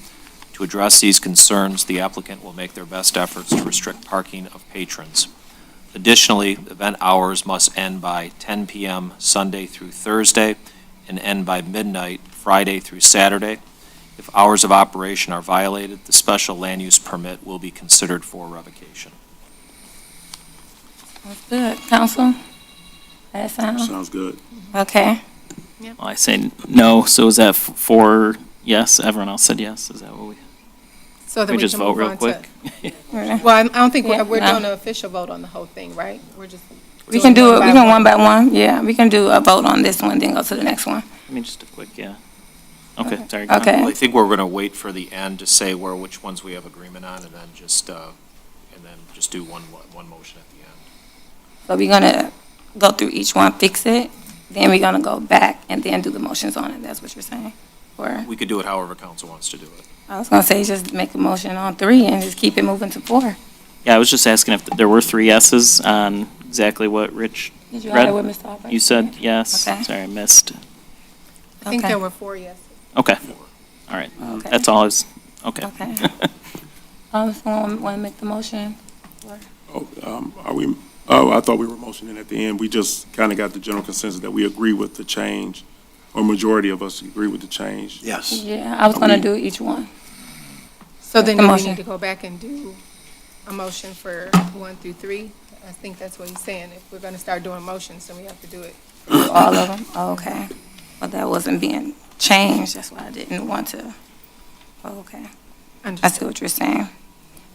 Do we want to move on to item 4? Yeah, we can, thank you. Number 4, while operating another use and management style similar to Ray's Boom Boom Room would be hazardous and disruptive to the community due to its history of police visits and criminal offenses, Mr. Glover has taken action to disassociate himself from Ray's Boom Boom Room and intends on operating Total Experience Banquet Hall with new management and new clientele. Mr. Glover has dissolved all relations to Ray's Boom Boom Room as of July 20th, 2023. To ensure that the use is not hazardous or disruptive, Total Experience Banquet Hall must provide an annual report to the Planning Department describing any ordinance citations issued in the previous year. Not filing an annual report will result in the revocation of the special land use permit. To ensure that the use is not hazardous or disruptive, excessive police and fire visits will result in the revocation of the special land use permit. Excessive crime on or adjacent to the property will result in the revocation of the special land use permit. Excessive crimes means either 1 shooting or 5 acts of larceny or assault.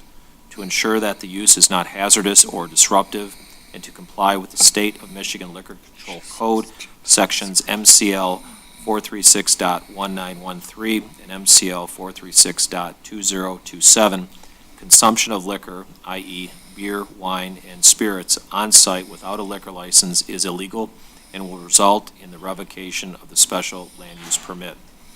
Liquor consumption is only allowed on-site if the applicant receives a liquor license.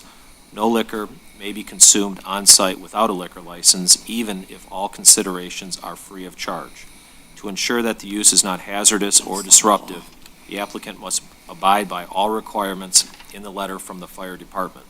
Requirements include, but are not limited to, providing unobstructed emergency entrances/exits, providing a doorman to count the number of guests during each event, and providing an updated kitchen suppression system or removing the kitchen entirely. The applicant cannot open until the kitchen suppression system is addressed. If these items presented by the fire department are not addressed, the special land use permit will be revoked.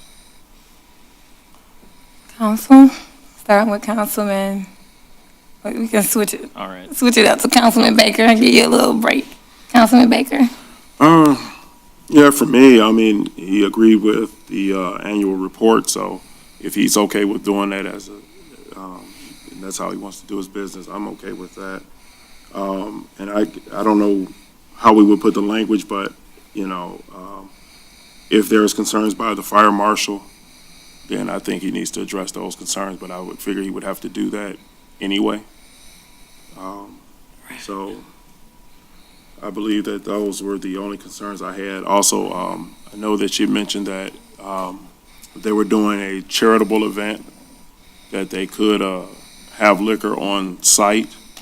If that is state law, I mean, I don't believe that we can supersede that if state law permits those uses under the charitable events or fundraisers or things of that nature. But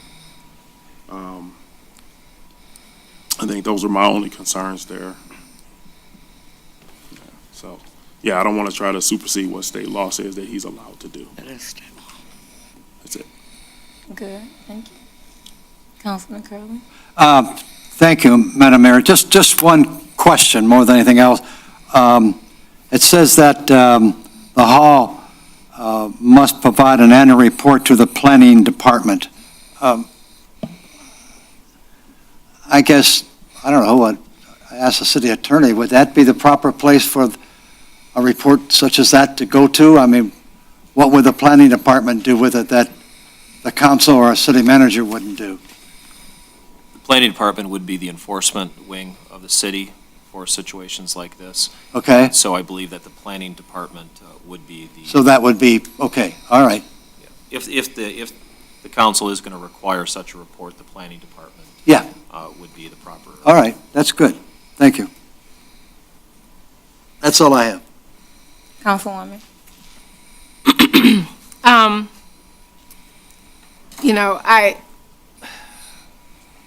say this for the sake of saying it. To me, I still feel like the annual report was a little overreaching, but I agree with Councilman Baker that I'm not going to tell the applicant how to run his business or what to accept, especially when he has legal counsel representing his interest. My only other concern was with respect to the sentence that says to ensure that the use is not hazardous or disruptive, excessive police and fire visits will result in the revocation of the special land use permit. I thought that that could be changed to say, if it is determined that the use is hazardous, disruptive, and there are confirmed excessive police and fire visits, this would result in the revocation of the special land use permit. That's more grammatical in nature. Done, Councilwoman? Councilman? As is fine with me, but I was just wondering if Mr. Albright could answer Mr. Baker's question about the liquor license, the gaming, are we able to prevent that, the charitable gaming portion of? That was an agreement that I believe was reached at during the planning commission stage, but there can be no consideration between whoever is a patron bringing in the alcohol and the event hall themselves. For instance, if there was simply a cover charge that was placed or free food or something like that, again, there's consideration. You're coming in, you're receiving food, so something like that would be violative of state law. But we did ask for the nonprofit permit exception at the city planning meetings both times, and it is a state law that a nonprofit can apply for that permit to benefit a nonprofit, and you have to give the proceeds, 90% of them, to the nonprofit. Madam Mayor, this was the recommendation. It's a one-day license. It's a one. Hold on one second. We got to let the lawyer speak. I think this is time for us to go back and forth as council. And then when I give you all the floor, then that's when I ask you all to speak. All right, sorry about that. That's okay. Thank you. Mr. Albright? So if the council wants to modify that condition, again, that's something that the council could do. Okay. All right. Now, you going, Councilman? I'm all Okay. set, yep.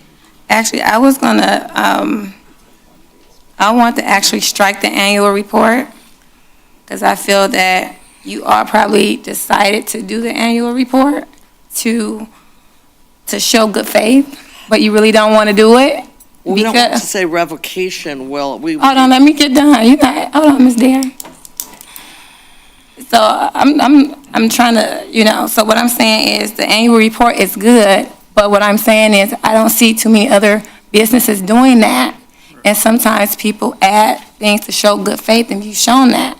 But to add this to you and not other people, I think it should be struck down. That's what I'm saying. Fine. So I appreciate you all in this whole packet saying that, you know what, we will enforce the parking and no parking. I appreciate you all saying that we will do an annual report. I appreciate all the extra things that you say you were doing, but to me, to a certain degree, it's not fair that you're doing all these things that the other business didn't do or the other businesses are not doing. That is what I'm coming from. So, but now if that's what you want to do in addition to, to do it. Yeah, okay, and now you agree with me, that's what I'm saying. So, but that's what I feel. So I understand how business works. You want to show good faith to the community and show that these are the things that we have put in place to let you know this is probably what you heard we were, this is not who we are. So let's put these things in place. But at the same time, I want to be fair that, like any other business that operates as a banquet hall, they're not doing these things, creating annual reports and things like that. So that's just my piece on that. But I do agree with the what Councilwoman stated earlier. If you see these excessive uses or hazardous or disruptions and things like that, that it can be a consideration for future revocation. But to, do an annual report, I don't think that's needed. Council, any other? Yeah, I'm fine with that change if the rest of the council, the majority council is. What's that? Striking about the annual report. Yeah, striking the annual report. So we want to strike, well, that's 3. I don't know what council, I know you had some type of favor in that anyway. Like, I don't know, you said it's reaching. I'm like, I agree with, Yeah, no, I believe that it's overreaching. The only reason why I didn't argue for it to be removed because he had legal counsel that agreed to it. So, Right. Short of that, yeah, I do feel it's overreaching. The only other thing I had a question about, Mr. Albright, is the excessive crimes definition. Is that something that the Planning Commission created, that provision, or is that taken from an MCL? It is not taken from an MCL, it's something that came up during. So they created those limitations? After discussions during the planning commission phase, yes. Okay. Because particularly, since we have talked about how subjective the special land use provisioning is, my concern is there any space for, how do we determine that the shooting or the acts of larceny and assault are directly connected to this business? So is there some language that you could put in to clarify either that it would have to be shown to be connected or to indicate, rather than just it's an automatic revocation, to say that it would provide for consideration of revocation? Language could be, could include that excessive crimes means either one shooting involving a patron of the business. That's a suggestion. But again, there isn't anything that comes from the MCLs on that. Or even clarifying, because later on down here, and really I thought we could have moved this, where it says the requirements include but are not limited to providing unobstructed emergency exits, providing a doorman to count the number of guests. If we took these requirements and said, if it's found that you're not meeting these requirements in making every effort to make it a safe environment, then if you end up with one of these excessive crimes like a shooting or 5 acts of larceny or assault, then we would hold you liable, and it would be automatic termination of your special land use. Because we find that you didn't do the bare minimum of providing the most safe environment that you could. So almost like that would be a prerequisite finding first, then if there results in some type of excessive crime. Right, because then we can hang our hat on being able to say, we had a standard, and that standard was not met. We had a standard for you to make it as safe of an environment as possible. You didn't provide a doorman. Your doorman was sick that night, and you still had the event without one, whatever. But that way, just for the sake of protecting the city against possible litigation in the future for overreaching, I'm trying to see how we can have that. I would like to add to that, because I agree with Councilwoman to a certain degree, but saying excessive crime, let's say shooting, I hate to say that word to this business, because we don't do this to every other business, but just say the excessive crime is shooting. The business owner only have, I think you said it earlier, only so much responsibility, because we just had a shooting at our park. I mean, as a city, just people say, okay, well, you know what, let's close down the park because it was shooting there. So, do we revoke people from, the park? So, and that happened between two individuals that had nothing to do with Eastpointe, the neighborhood or whatever. The neighbors lived over there or not. So you're saying visitors coming to a community, whatever, probably possibly can be already drunk and may not be drunk because people act up and don't have to be drunk. That's just who they are. And fighting, and then something happens. And you say, you know what? Visitors came to an establishment and went outside. They had an altercation. Let's blame that on the business owner and let's revoke their license because two people were mad about, oh, you came to the party with my girlfriend or whatever, and I'm mad, and let's shut it down now. So that's what I'm thinking, like, how do we get to a point where we're not going to blame or put too much responsibility on this owner due to the fact of adults responding in a way that they shouldn't be responding to? So how do we do that? Well, if the council wants to make paragraph 4 consistent with what's been agreed to with the language in paragraph 3, the council could determine that excessive crime on or adjacent to the property will be considered for revocation as opposed to will result in revocation. So, again, the language that was used in the previous number 3 is will be considered for revocation. Right. No, we said, what he just said, what the attorney just said. Yes. It's not automatic grounds, but it would be considered due to the research and the facts from our police department. So whatever facts, information we get from the police department, seeing that possibly, I'm not trying to say anything's going to happen, but seeing what the facts are, if it has something to do with the owner doing something as far as giving out liquor and wasn't supposed to, and that's why this happened, because they were, they was intoxicated, then yes, that would be something we would look into. Now, if you, so now if they got drunk and had drinks in their car on their own, and it was something that had nothing to do with it, then that's how we consider that, you know that, Counselor. Correct, but will be or maybe just sounded, okay. I think Could you're you about to read say that something. sentence again? Because I never heard will be. I heard maybe consider grounds for revocation. I'd be happy to, but I believe we all heard will be. Ew. It would be excessive crime on or adjacent to the property will be considered for revocation of the special land use permit. And in the previous paragraph, it reads, if hours of operation are violated, special land use permit will be considered for revocation. It's not Okay. shall, but it will be considered. I'm sorry, I wrote down the opposite. I couldn't hear. There were people talking behind me, so I apologize. I know that's the Councilman one who Curley brought looked that like Councilman Curley looked like you were going like this. I would tell You you, weren't about to say nothing? Okay, good. Councilwoman, I'm sorry. I was just going to clarify so that we're all clear. As the one who brought that, I said will be, because that's the language that's actually already here. The only part that I added was that will be considered for revocation as opposed to will be revoked. Okay. So it was definitely will be. But to go back to your point, Madam Mayor, if I may. Yes, ma'am. What I was saying, and this one sentence is actually very convoluted, so it's kind of not completely on point. But the requirements sentence, if there is a way that that language can just be maybe brought up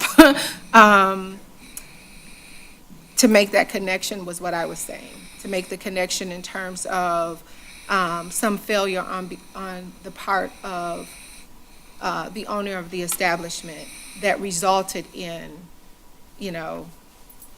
whatever being allowed to take place, just so we can make that connection. Yeah, I like that.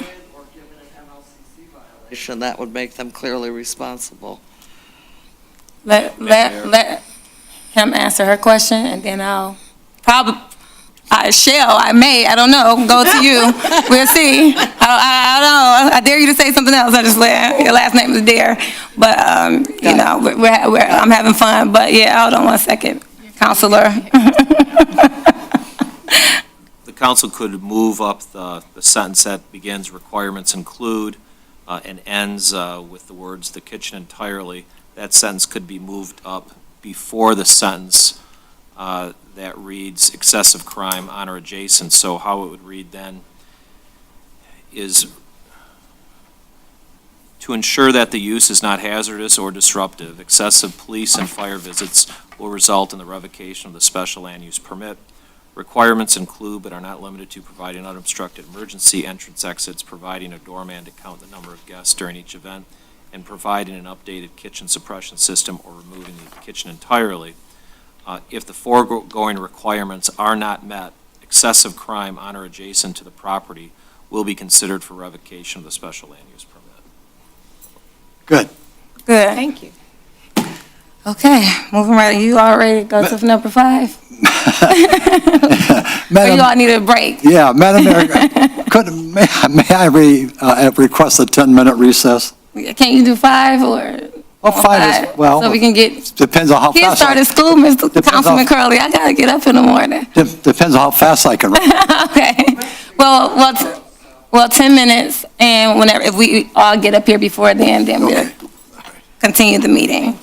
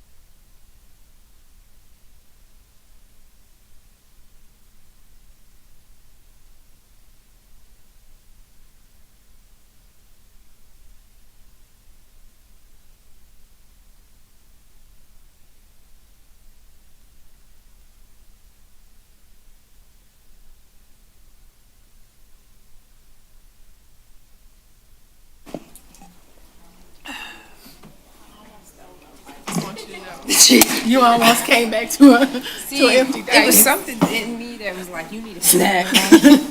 We waiting on Miss Holman over there. She was just finishing. She keep the notes, don't she? She don't keep the notes. It's just recorded, right? Yeah. Okay, I'm going old school.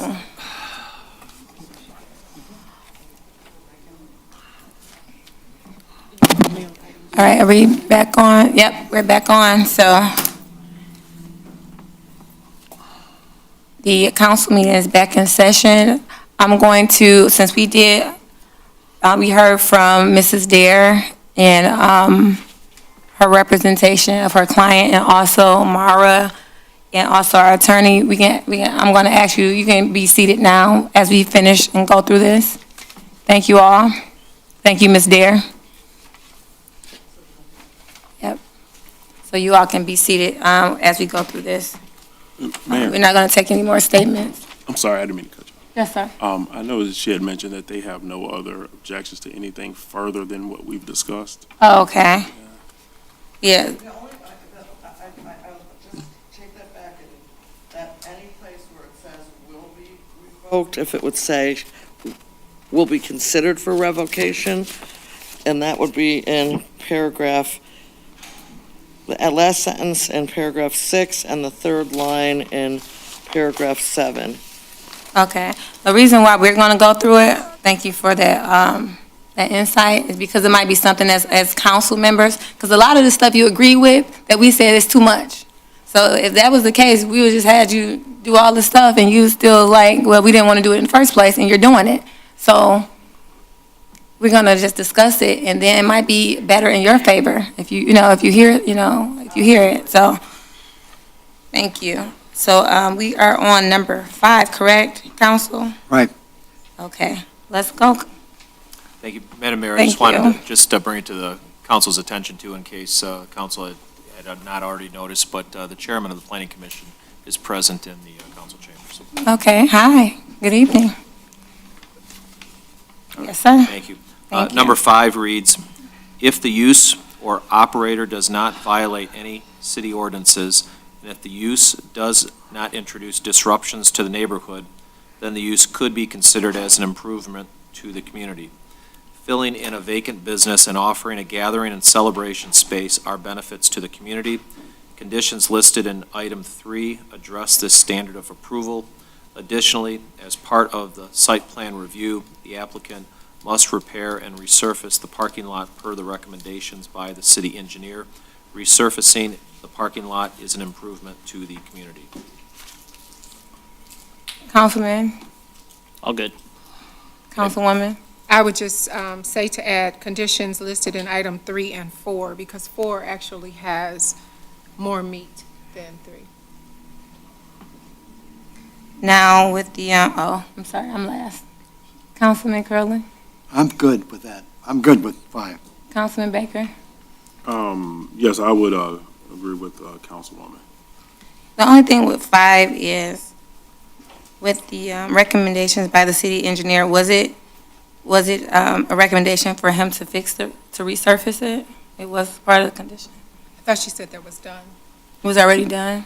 Who am I speaking with? No, hold on one second. Ms. Dare. Hold on, I'm asking the city attorney. Was these already done? Madam Mayor, I'd have to defer to the city planner. Ms. Mara, was these already done?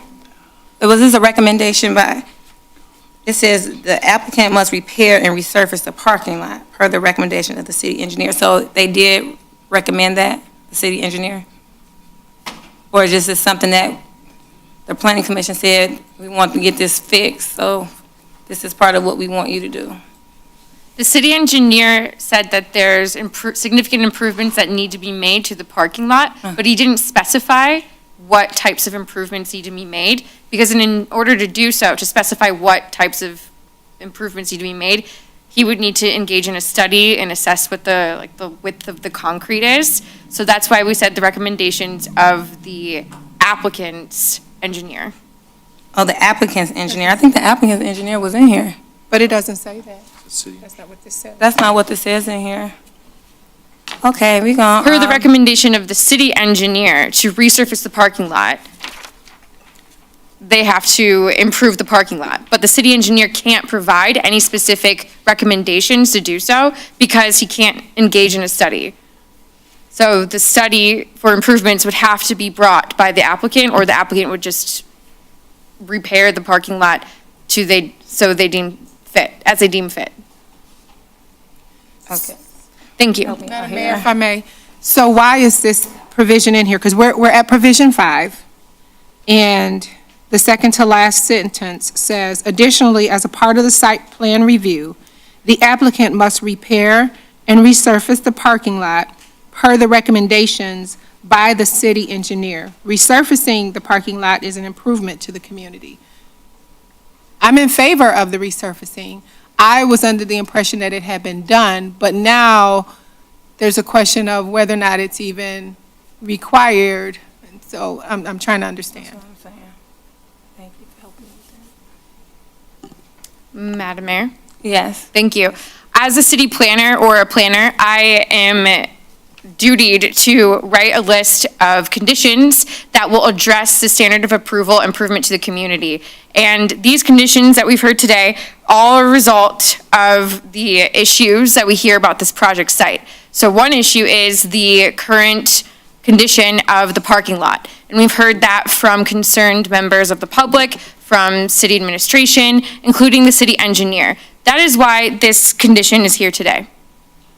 I can't go into details of how they need to improve the parking lot, because in order to do so, the city would have to spend money on researching how to improve the parking lot. I think you misunderstood the mayor's question. The question wasn't about how the improvement can be done. The question was about whether or not it, one, had already been done, because I thought that I'd heard it said that it had been done. But then two, the question was just with respect to the recommendation by the city engineer. So, but just if you could address the first question of whether or not we know if the parking lot has already been resurfaced or not. Madam Mayor, no parking lot improvements have been made. Hold on 1 second. Ma'am, Ms. Dare, I don't want to ask you to step out, but I will. Now, if I need a question from you, I will ask you to step up, and I probably will. But let the people up here get done going, getting confirmation or understanding. And if we have a misunderstanding, I will ask you to come up, and then we'll go from there. Deal? Yes. Okay. Okay, Ms. Dare. Okay, let's go back to, because I'm losing my whole thought process. Councilwoman's helping me up here. Okay. Yes? I could reframe my answer. No permits were pulled to resurface the parking lot.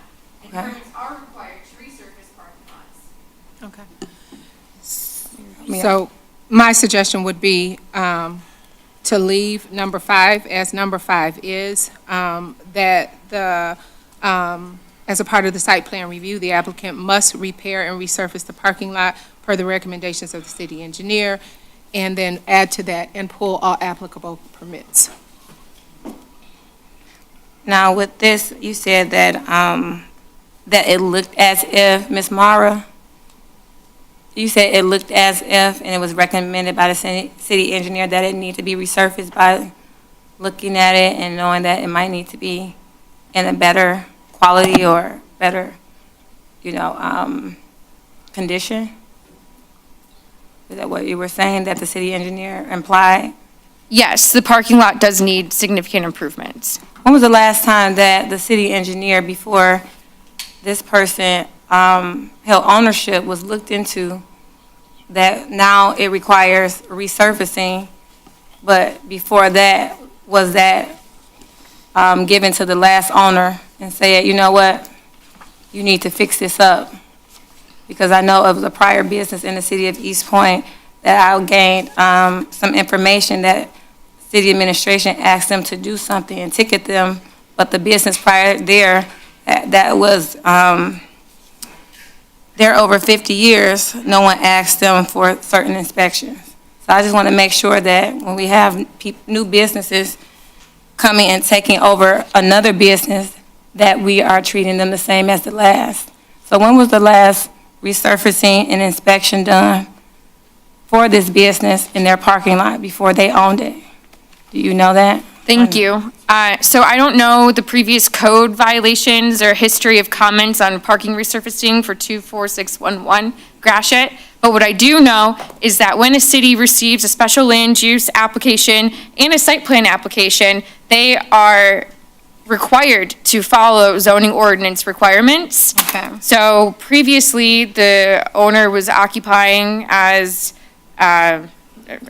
their business without following perhaps updated zoning ordinance requirements. And then now that there's a change in use in the property and it has a little bit more, the use is a little bit more intense in nature, that triggers the special land use requirements to come into play and for council to consider the 8 standards of approval for this project.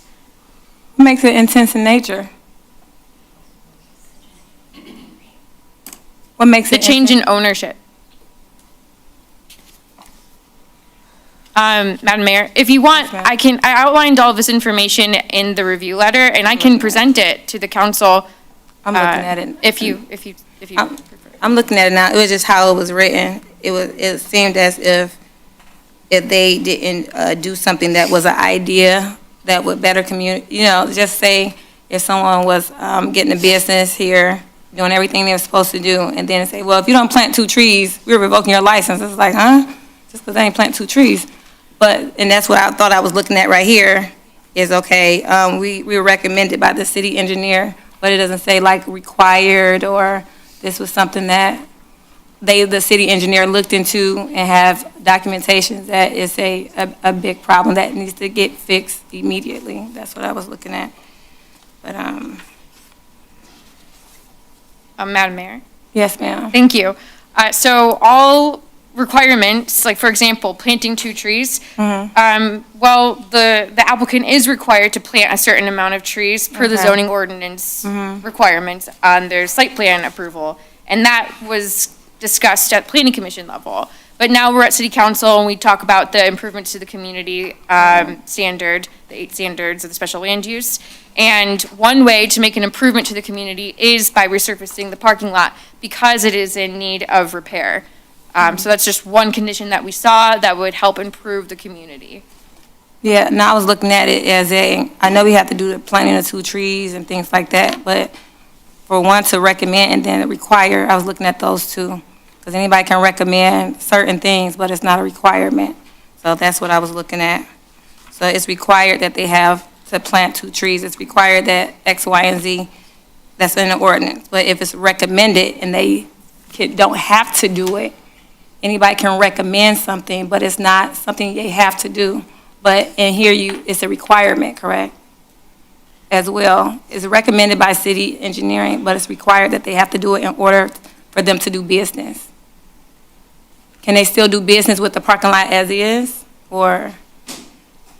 I cannot speak to that, Madam Mayor.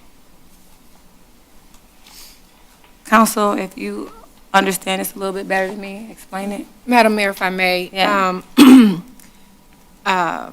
In accordance with what Ms. Mara shared, number 5 talks about adequate public services and facilities. And so this would fall under that. That parking lot would fall, even though it's not noted in her report, it would fall under the adequate public services and facilities, which says it will be served adequately by essential public services and facilities such as streets, drainage structures, sewer and water infrastructure, police and fire protection, and refuse disposal, or that the persons or agencies responsible for the establishment of the proposed use shall be able to provide adequately for such services.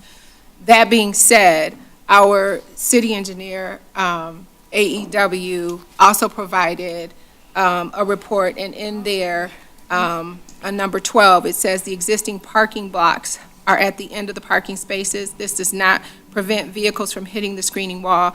Recommend removal of 2 feet of the pavement and replacing parking blocks to the end of the space. This will also allow space for landscaping as required. And there's some other items in there about disrepair of sidewalks, et cetera.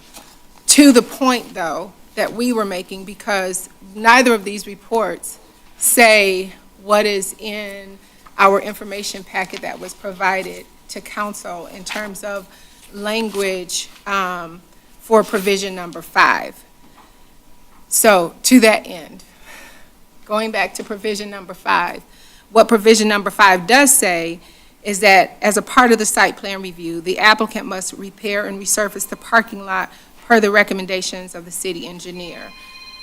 Personally, I see no problem leaving that in because if you have a parking lot, you should keep it in good repair. And if it is not in good repair, it should be brought up to code. And our city engineer is the one who would be best capable of making that determination. So I have no problem with leaving this in here. And if there have been improvements made that required a permit and a permit was not pulled, that's a whole different beast in and of itself, which is why I think the language also needs to say they will repair and resurface the parking lot per the recommendations of the city engineer and pull all necessary permits. But you're also saying that they have their own engineer, Ms. Mara, right? So you said they have their own engineer, is what you stated earlier. Madam Mayor, they do not have their own engineer. Oh, I This thought that was is just them. a condition that He's an arose architect. Okay, from the numerous conversations that we've had with city administration and in public meetings about the conditions of the site and how to improve them. Okay. All right. So we're, no, because I think we got a majority on that. Because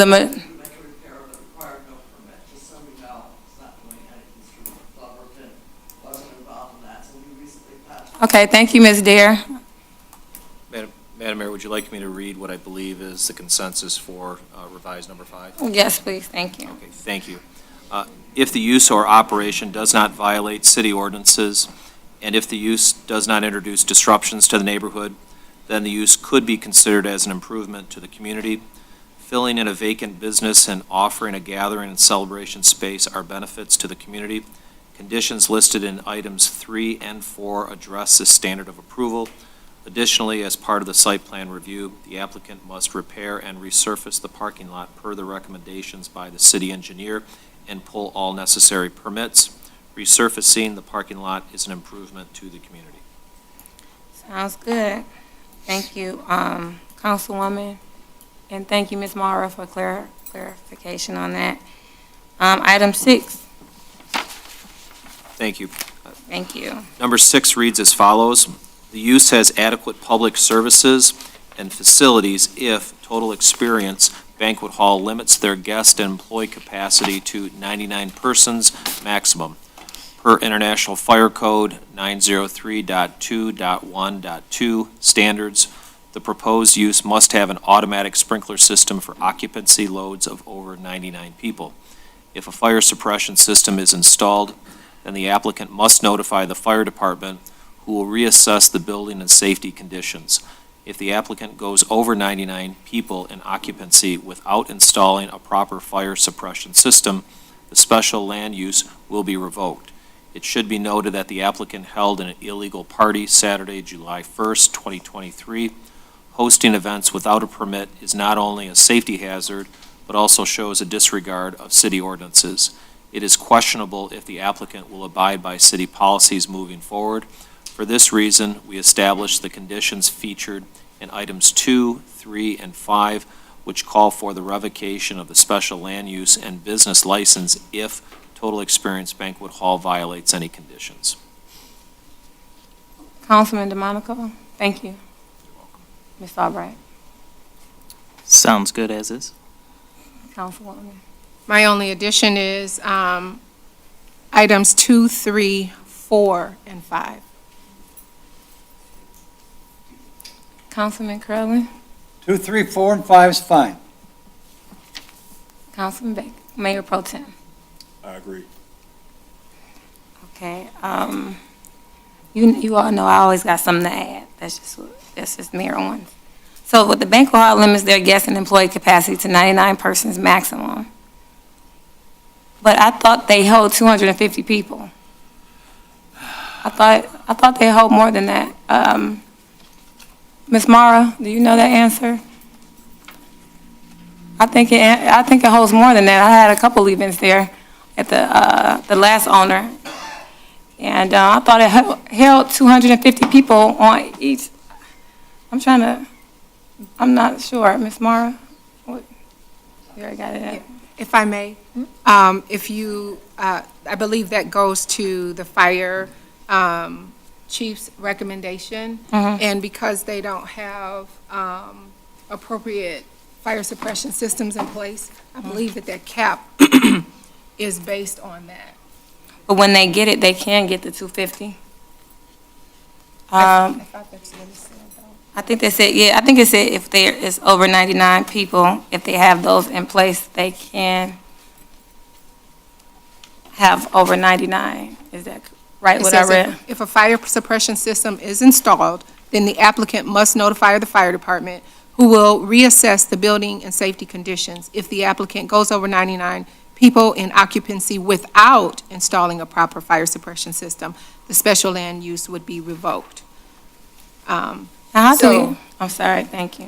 So I'm sorry, so the key there is, once the fire department, the fire chief, is able to do an inspection and determines that they have the appropriate fire suppression equipment, then he would okay a larger crowd. Until then, it's capped at 99.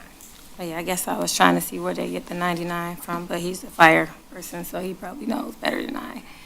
So, okay, sounds good to me, as is. I'm following council's lead. Item 7. Thank you, Madam Mayor. Item 7 reads as follows.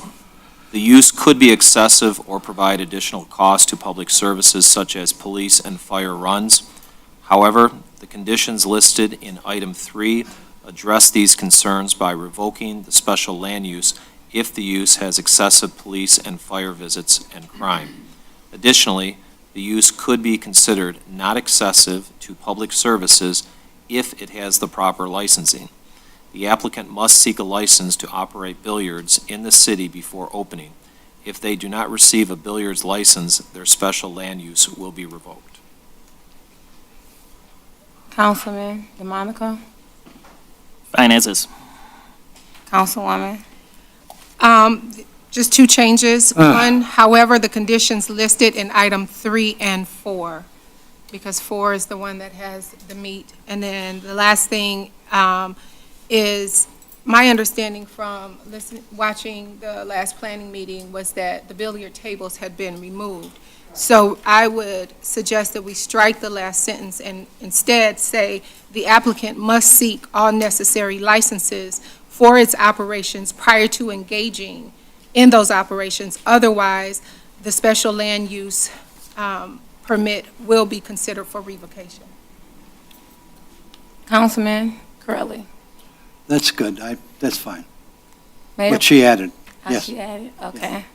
Mayor Pro Tem, I agree with Councilman Curley. we're gonna go with what Councilwoman stated. Madam Mayor, if Councilwoman Cobb Muniz could just repeat that, please, just so I have it. Yes. So just adding number 4 where it says 3 and 4. Yes. And then the applicant must seek all necessary licenses. I should say seek and obtain. All necessary licenses for its operation prior to engaging in said operation. Otherwise, the special land use will be considered for revocation. Actually, with that one, I would say we could probably leave it as, otherwise the special land use would be revoked, because if you're not properly licensed, you should not be operating, period.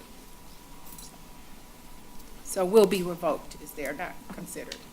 Okay, so this is addressing the billiards issue? It takes out the billiards, that statement regarding the billiards issue, and it's just addressing everything pertaining to licensing, because the last sentence before the billiards issue says, additionally, the use could be considered not excessive to public services if it has the proper licensing. Okay. And so from there, go into the sentence that the applicant must seek all necessary license, seek and obtain all necessary licensing. And then take out the sentence with respect to billiards. That way we cover any and everything that could become an issue in terms of licensing. So it'll read, the applicant must seek and obtain all necessary licensing? Yes. For its operation prior to engaging in said operation. Otherwise, their special land use will be revoked. Thank you.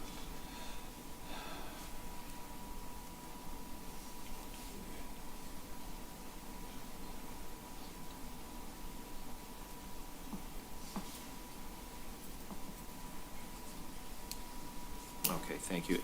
Madam Mayor, shall I read number 8 then? Yes, sir, whenever you're ready. Thank you. Number 8 reads, with conditions in an updated site plan, the use does not have additional noise or glare pollution. The site plan addresses any violations related to glare, and conditions listed in item 2 limit hours of operation and address noise concerns. Councilman? Sounds good to me, Mayor. Sounds good to me.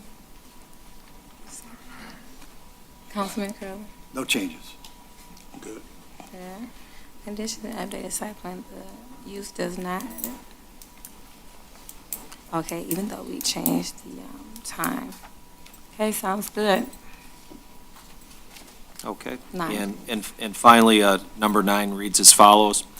With an updated site plan, the use is consistent with the intent of the zoning ordinance by providing required screening devices, parking lot surfacing improvements, and enhanced landscaping. Councilman? Sounds good to me, Mayor. Councilwoman? I'm good with it. Councilman? I'm good. Mayor Pro Tem? Good. I'm good with that, too. And Madam Mayor, if we could just go back to number 4, because I know there was a lot of discussion. I just want to make sure that there was sentences being moved around that I just read it in the record so there isn't any ambiguities. Okay, sounds good. Thank you. Okay. So I mean, yawn. number 4 will read as follows. While operating another use and management style similar to Ray's Boom Boom Room would be hazardous and disruptive to the community due to its history of police visits and criminal offenses, Mr. Glover has taken action to disassociate himself from Ray's Boom Boom Room and intends on operating Total Experience Banquet Hall with new management and new clientele. Mr. Glover has dissolved all relations to Ray's Boom Boom Room as of July 20th, 2023. To ensure that the use is not hazardous or disruptive, excessive police and fire visits will result in the revocation of the special land use permit.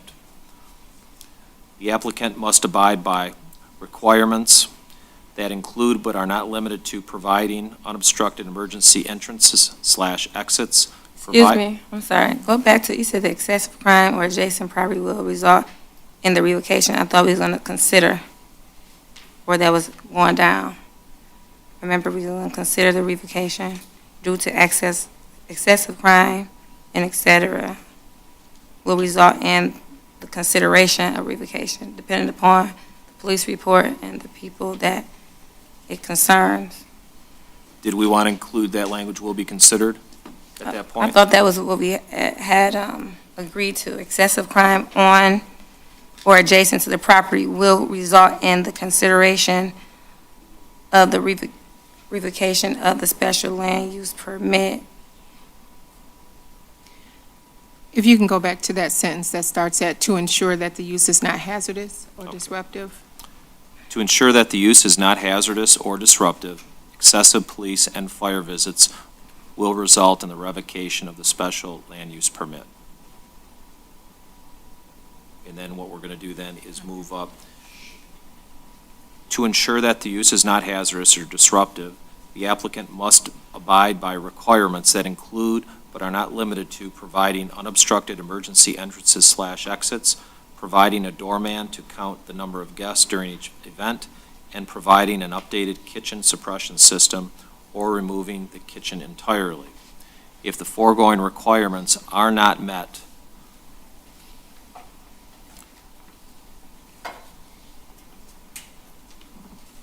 the special land use permit will be considered for revocation, period. So to the mayor's point, you said to ensure that the use is not hazardous or disruptive.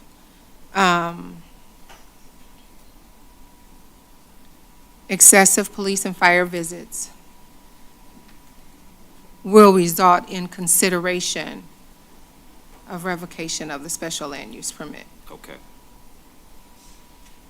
Got That it. sounds good, Council. Revocation, consideration, thank you. Everything else sounds good? And- Oh, sorry. And then did you leave in the explanation of excessive crimes in? The rest, yes, I'm sorry. The rest would remain unchanged. Okay, and you also left in the information pertaining to the applicant not being able to open until the kitchen suppression system? Yes. Thank you.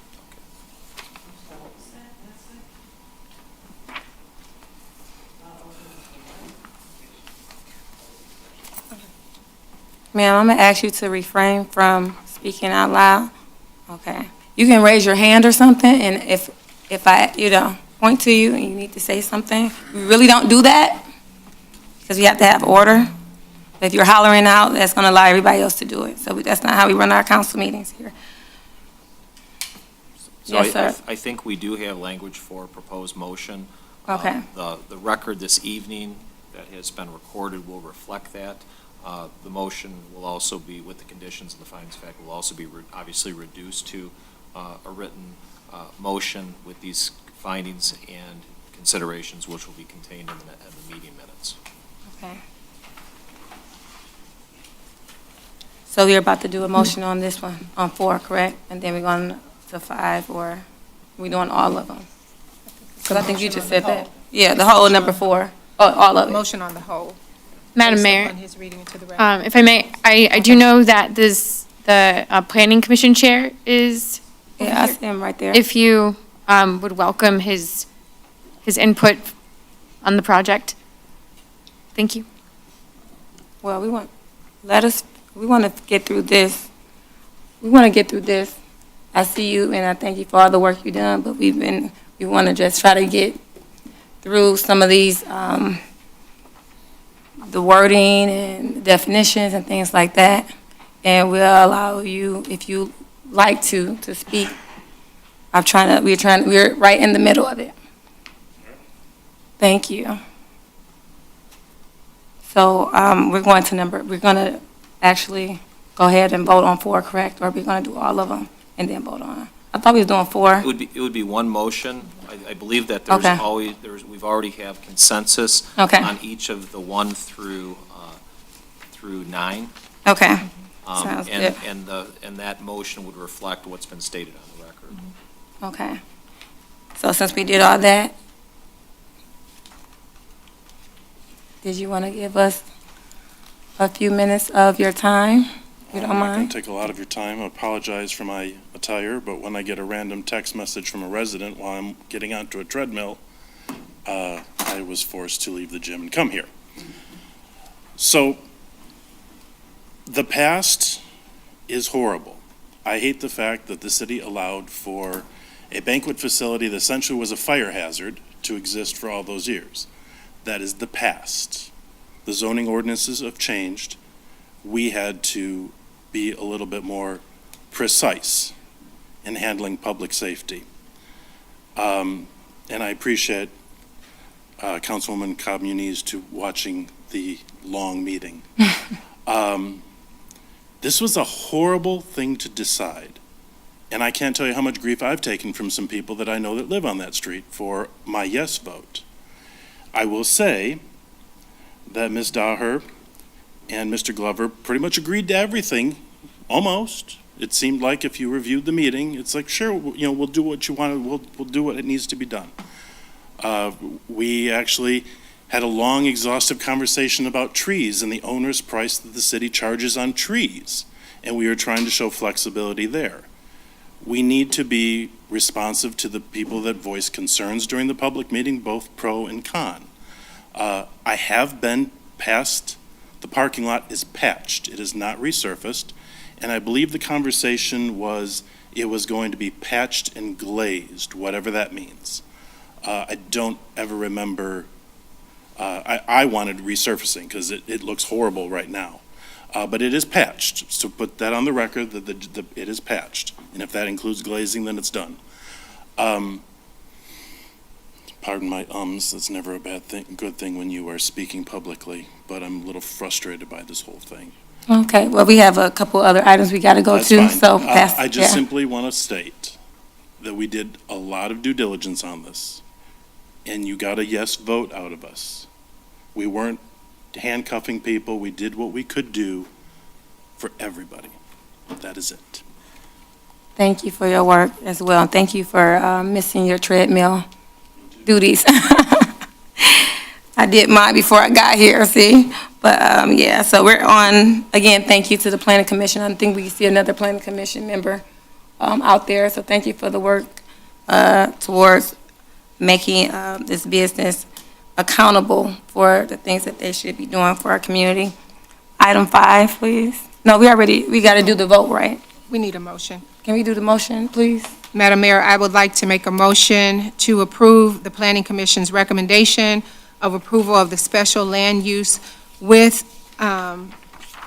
council's changes as noted by Attorney Albright on the record tonight for the proposed Assembly Hall at 24611 Gratiot, 02-14-30-204-050.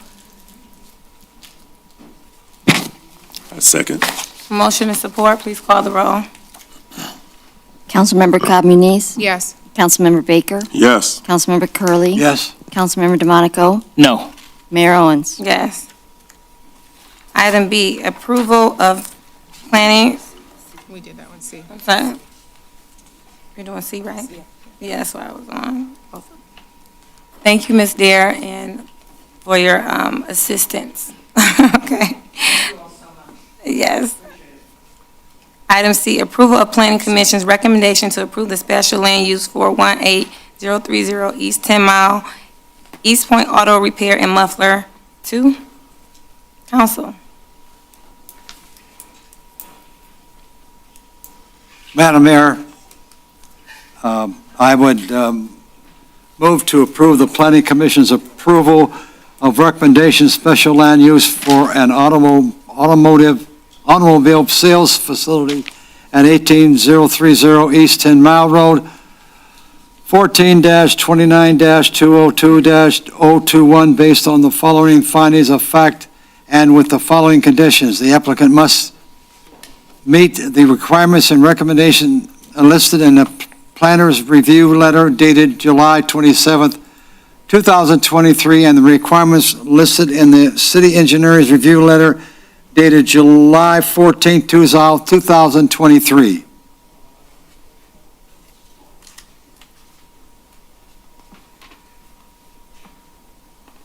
All right, I'll second. Motion and support. Any discussion? I had a couple of questions, because in this, and I know the hour is late, but it doesn't change, I have questions. It says that an automobile sales facility is not harmonious with the master plan, but then in number 2, it says the use is considered harmonious and not hazardous to the existing neighborhood. Ms. Mara? You wanted Ms. Mara? Yes. Can you give us some greater clarity? And then, I don't even know if you have a picture or anything that could help us to understand this curb cutting?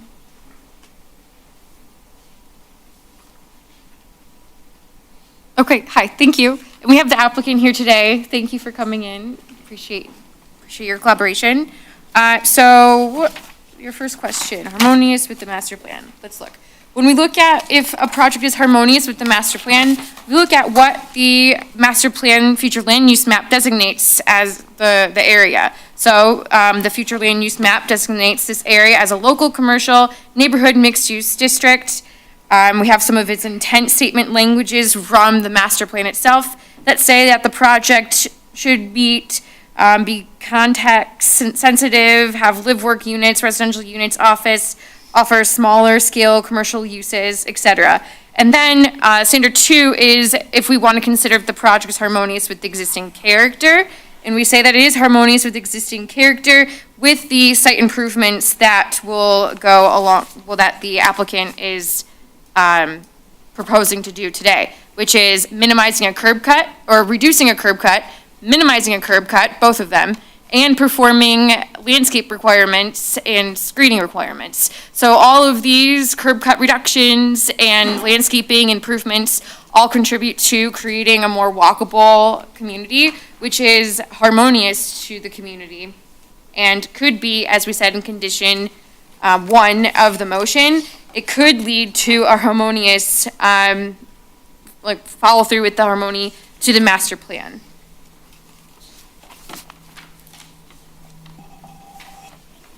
Councilwoman, I'm gonna see. I don't have anything else right now. Councilman DeMonico, look like you want to say something. If you don't, that's fine. I do not.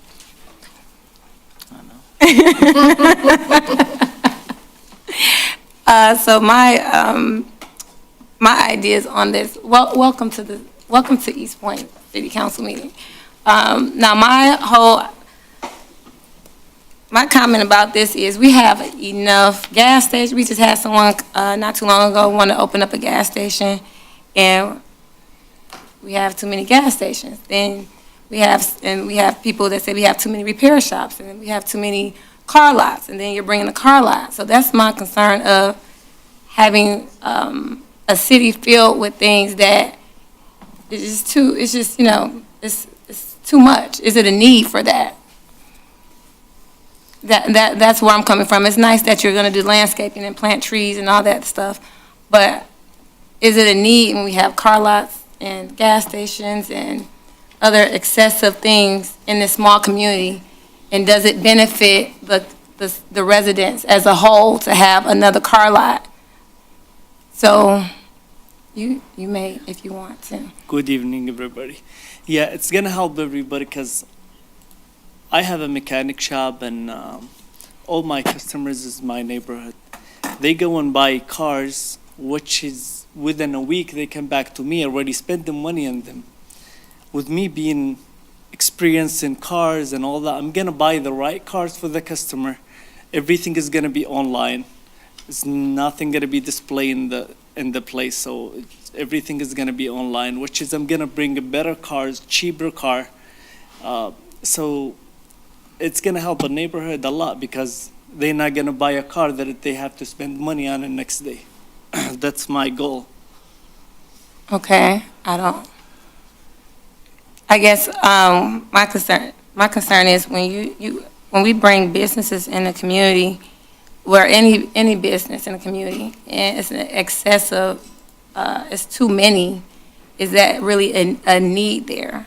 You said your residents or your neighbors. Do you live in the city of Eastpointe? No, but I've been here for a while. You've been here for a while. How long? Probably 4 years. 4 years? Okay. I just don't, if I vote no on this, it's because I think it's it's too many car lots in the city of Eastpointe. Am I about business? I am. But like I said, not too long ago, someone brought up, they want to bring a gas station. And, I know a lot of communities, they do census and the needs of the community, who's moving in. They look at also, how much people get paid, and are they bringing in kids, and that means more daycares, or if, more jobs and things like that. So I don't even hear anything about jobs, or I don't hear about anything that would benefit too much but cars. We have some people are trying to get rid of cars. So, I don't see anything that's a benefit for the community. Now, you being already a car repair shop, yes, I can see that, and we have too many of those already. But then to turn it into another car lot, I don't see a benefit when we have so many. It's not. Actually, it's no car dealer in the 10 mile. Like, there is one. We have some on 9 Mile, we have some on 8 Mile, so Yeah, you want a car lot on every mile in the city of Eastpointe? It's the reason I'm opening this is because the customer keep coming to me and they always ask me for cars for sale. They always asking you for cars? Wow, okay. Madam Mayor? Yes. I might be able to offer some clarity if you wish. Yeah, please. Okay, so the applicant's not requesting to have an auto car lot. I thought they was having I thought they was being a dealer.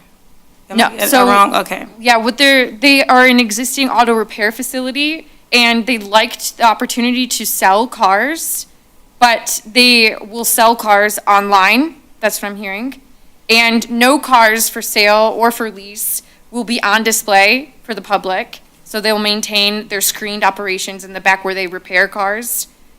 And they're making site enhancements to sell cars online, such as the curb cut reduction, curb cut removal, and engaging in the screening requirements of the zoning ordinance.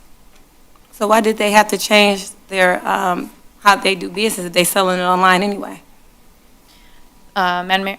Yes. please. So they're asking to be a car sales facility in addition to repair. And the way this former zoning ordinance, before we updated it, rules is that car sales facilities are special land use. So they had to apply for a special land use license, which is why they're here today. But they have safeguards to prohibit from being a car sales lot.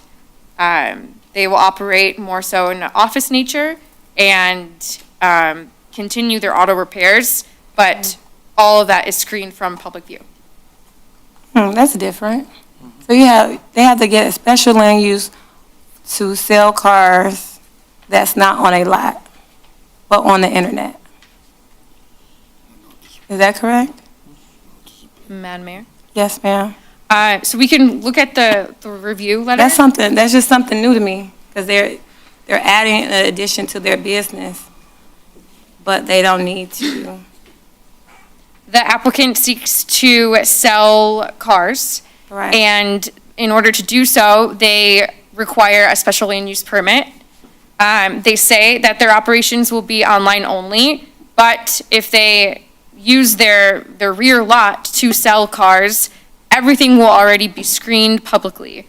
So they're right now requesting to use their property and screen it with no change to the community exterior, well, no change to the community's perception of the use, other than it's an improvement to the community because they're adding screening. So you're saying when they add screening, we won't see that they're selling cars? Is what I'm confused on. If they screen it, what does the screening do? It hides what they're selling cars, right? Madam Mayor, do you want to see a picture of the site? Yeah. Please. Okay. Do you want me to pull it up on the screen? You can just give it to me. I think all the council has it. Okay, well, it's page 2 I think Councilwoman is showing it to me. of the review. Where is the screen at? And right now, these cars are waiting to be repaired. And then there's a back lot that also allows for cars to be parked to be repaired. So the intent is, well, the applicant will screen the front lot with the public right-of-way requirements, and they'll reduce the curb cut that you see to the left. They'll eliminate the curb cut to the left, and then they'll reduce the size of the curb cut that you see along the residential road, and enhance the screening requirements along the residential road to eliminate any sites of cars in repair or cars for sale, even though they say that they're going to engage in online sales really only. That's what I'm saying. If you're just going to sell cars online, why do you need a screen to hide something? Madam Mayor? I mean, They are not, Or not the hide, intent or- is not to hide, it's to or- screen used cars. Whether that means that they're gonna repair them, this is for the applicant, Okay. themselves. They could use that lot that they already use, that's not screened, to continue without it being screened and repair cars. Or what they're asking here today is to have that lot. I'm thinking that it's online only, but maybe they have the opportunity to store some of those cars for sale in the rear. I have a different lot that I'm gonna keep the car in, which is in Dearborn. So I'm not gonna have no cars here, display or not display. It's nothing gonna be in this shop. It's just gonna be normal mechanic shop.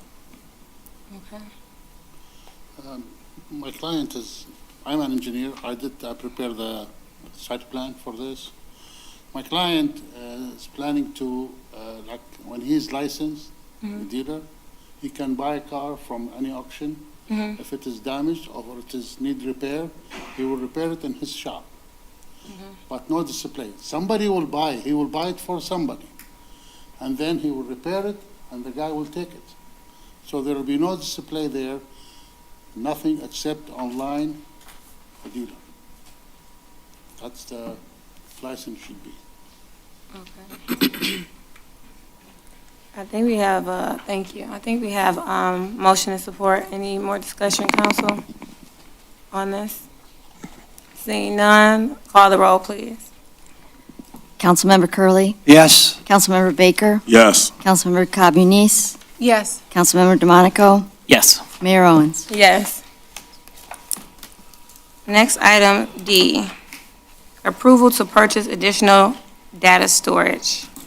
Council, from Axon Enterprises Incorporated, I'm sorry. Madam Mayor, I'd like to make a motion to approve the increase of our video evidence storage to unlimited cloud storage with Exxon Enterprises beginning October 1st, 2023, in the amount of $15,938 per year for the remainder of the contract. Support. Motion and support, please call the roll. Any discussion? Sure. Can I ask a couple questions, please? Yes, please. This is probably a question for Ms. Walton. What's the, so we said the department's in the process of reviewing the retention schedules of all the cameras, but based on the number of cameras and storage needed, it's recommended the city increase to unlimited cloud storage? Yes, and I know Chief has been reviewing it, and I know you're prepared to answer the question, so. Yes, we have reviewed most of the retention schedules, and they're normal. They're within the state guidelines of how long we have to retain evidence.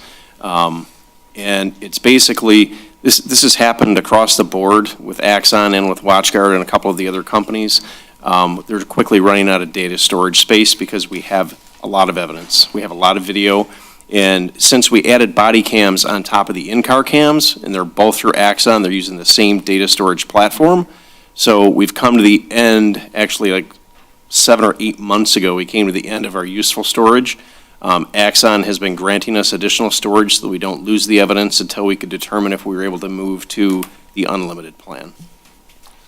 So what's retention for a normal body camera?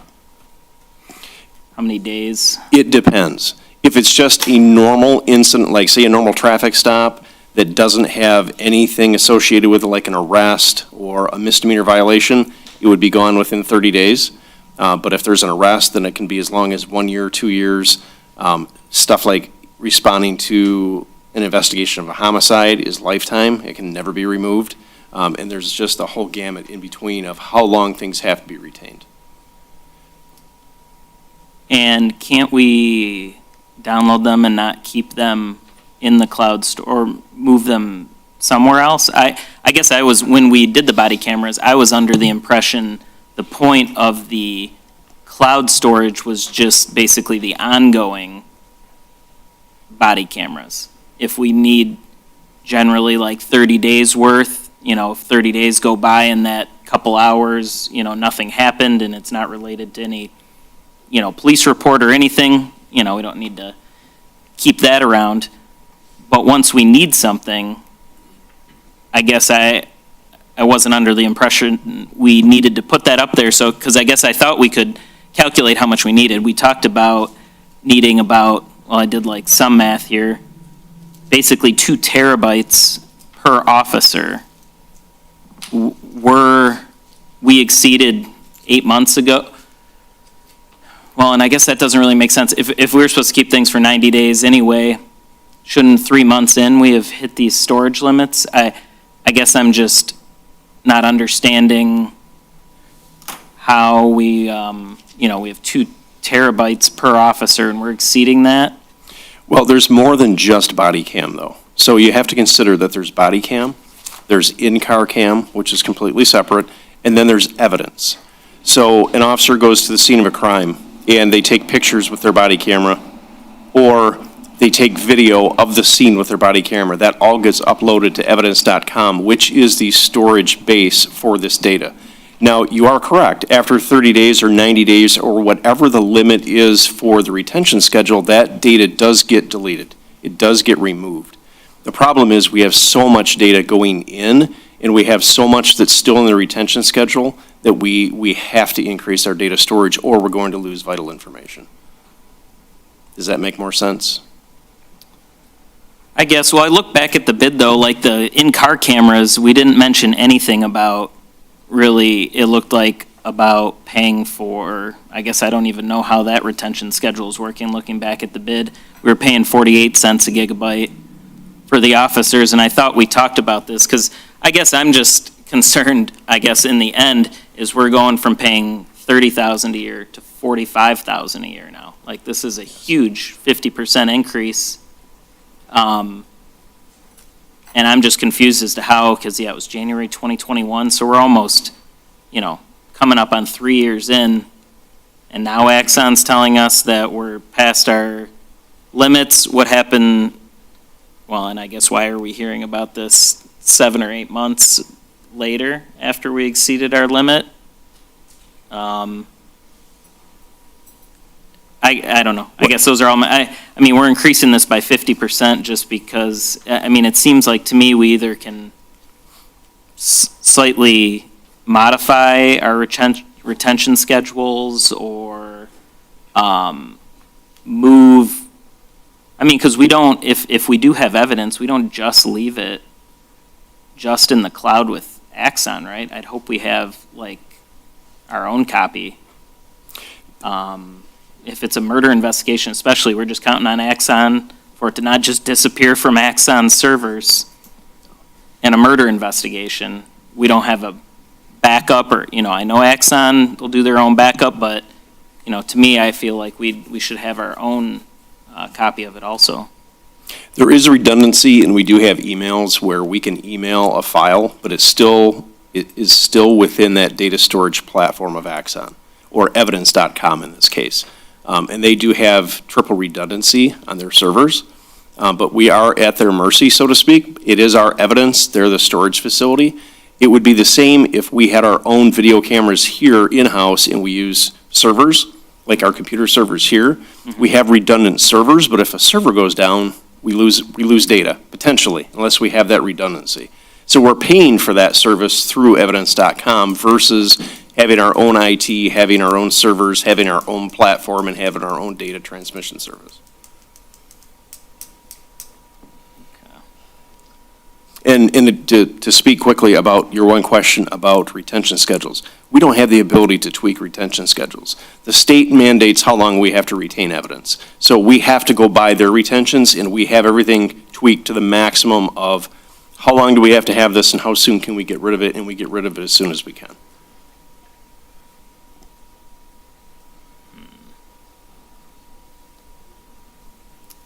So you said it's 90 days generally, though, without the exceptions, like we keep 90 full days worth?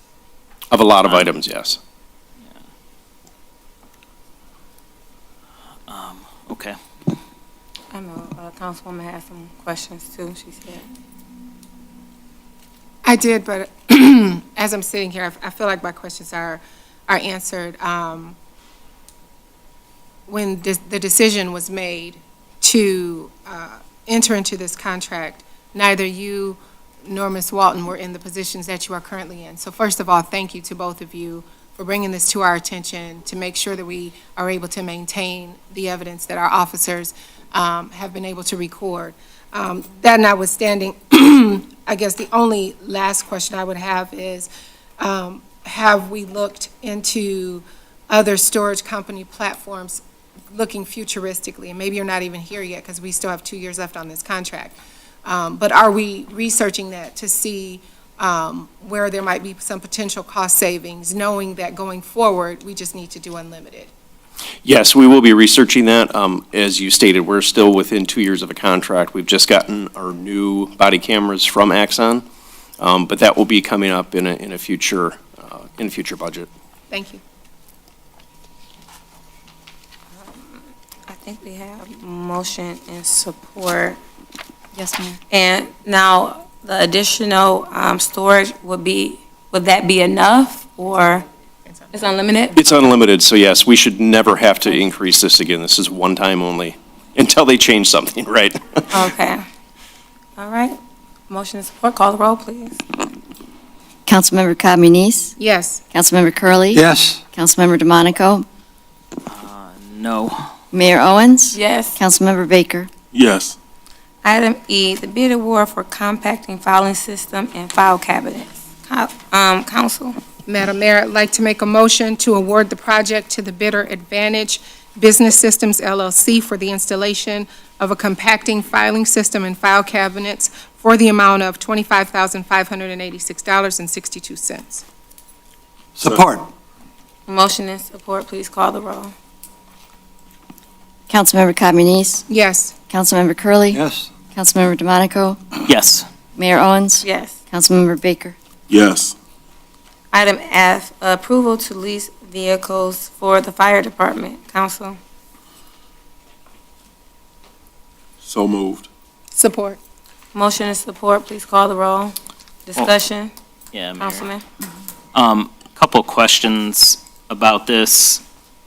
So, well,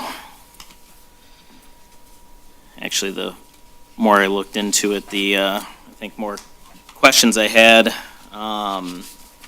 Sorry, so in our budget, I was looking at, Excuse me, Councilman. not the, What page you on so we can follow you, if you don't mind? it's just a couple of things I printed, just to okay. help me, Oh, okay. with my comment. So we just finished the current fiscal year budget, right? And then, I'm just talking about that one and the one before. So, last year's budget, we agreed to purchase the vehicle. And then, now, 14 months ago, I guess Mr. Rohib ordered a leased vehicle, even though we had agreed as a council to buy it. Long story short, we had agreed to buy it because of the mileage. So what is, I guess, what's the current mileage on the battalion chief vehicle, or like a recent reading? Anybody have 'Cause that? I don't think I saw that in the comments. And then what year is the vehicle? Anyone have that information on them? I don't think they would have that information on them right now. What Mr. Rohib was saying at the meeting when we talked, he gave the mileage for our fire engine, which was 81,000 miles, and that was from 2004, and he was guessing the battalion chief vehicle would be somewhere around there. But I guess what I'm saying is, say we even drove double the miles, we'd have 160,000 miles on that vehicle, right? And it's 20 years old. That's only 8,000 miles a year. We're going to pay a lease, if we agree to this, we're going to pay a lease on a vehicle that we don't drive very often. If over those same 20 years, we paid this, right, we said it's going to be $1,000 a month for this lease, right? $1,000, yeah, the Yes, monthly cost is, $1,003.05. over that 20 years would cost $240,000.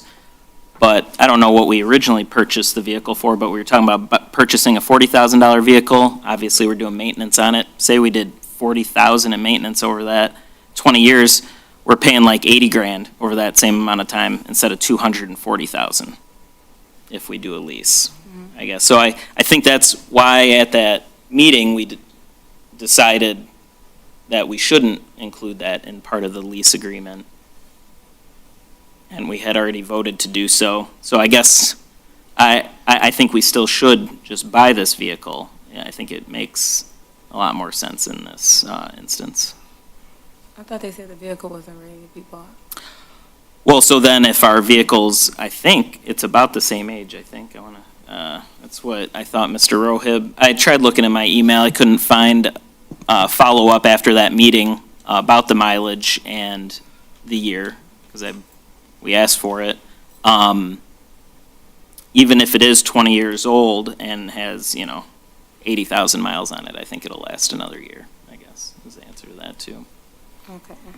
So nobody's from the fire department's here, but, no, he just did the money. We got the finance director. So what do you think about what the councilman had to say? Get your calculator out. The choice you really have is accept the lease and maybe 6 months into it, we buy it out, or let the vehicle go, and then we would have to order a new one and wait another 14 to 18 months, or longer if the UAW decides to strike. And it's my understanding that this vehicle does have some mechanical issues. I know it's not the best, but this apparently was ordered before the budget change last year, and the previous director never bothered to modify anything with Enterprise. They will not let us buy this vehicle. It's either we lease it or it goes to somebody else. Those are our options tonight. But the money was budgeted last year. It would just be moved into this year, whether it's a lease or a purchase. You were saying we can lease it for 6 months and then purchase it? Generally, we have to hold it at least 6 months in case there was any discounts.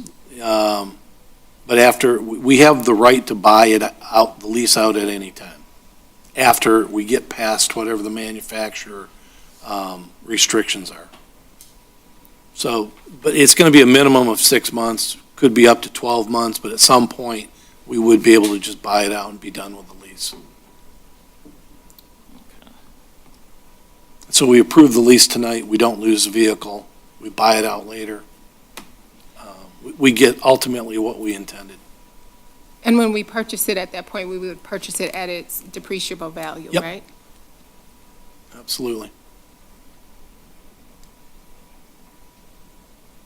Any more discussion, council? Not rushing anyone? Seeing none, we got motion and support. Please call the roll. Councilmember Baker? Yes. Councilmember Communis? Yes. Mayor Owens? Yes. Councilmember Curley. Yes. Councilmember DeMonico?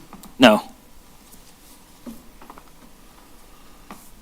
Will we go, Director Blum, you will try to buy that after we release it? And I mean, it'll have to come back to council because it will be more than $15,000, but yes. As soon as we reach the point where it's available to purchase, we will bring it back. Okay, thank you.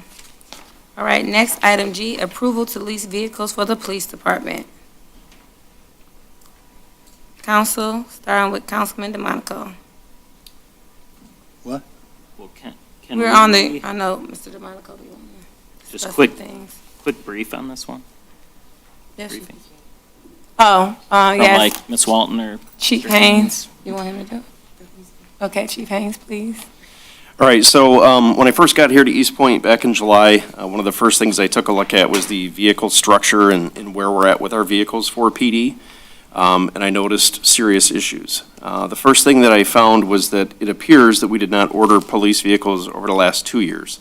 There was some money budgeted this year for the upfitting, or I should say the partial upfitting of 2 police vehicles, but not for anything more than that, and there were no vehicles purchased. The way that the purchasing stands right now, we are 12 to 14 months out for any purchase of an actual police vehicle. That would be whether it's a Ford, whether it's a Dodge, which are the 2 main brands, or whether it's even a Chevy Tahoe. If we ordered it tonight, we would be lucky to see it by July of 2024. So that's what goes into part of this request. The next part of this request is that currently within the patrol fleet, we have 4 vehicles that are over 100,000 miles. And again, although vehicles today go for more than 100,000 miles, we're at the point where we're paying as much in maintenance and repairs that we would be to get a new vehicle. So we're over the top on some of these vehicles. Further, we have 4 vehicles which are already over 50,000 miles, and the remainder of their fleet is over 30,000 miles. So we're looking at a fleet that is aging quickly. The miles are stacking up on them, and the majority of what we need to get are frontline police vehicles.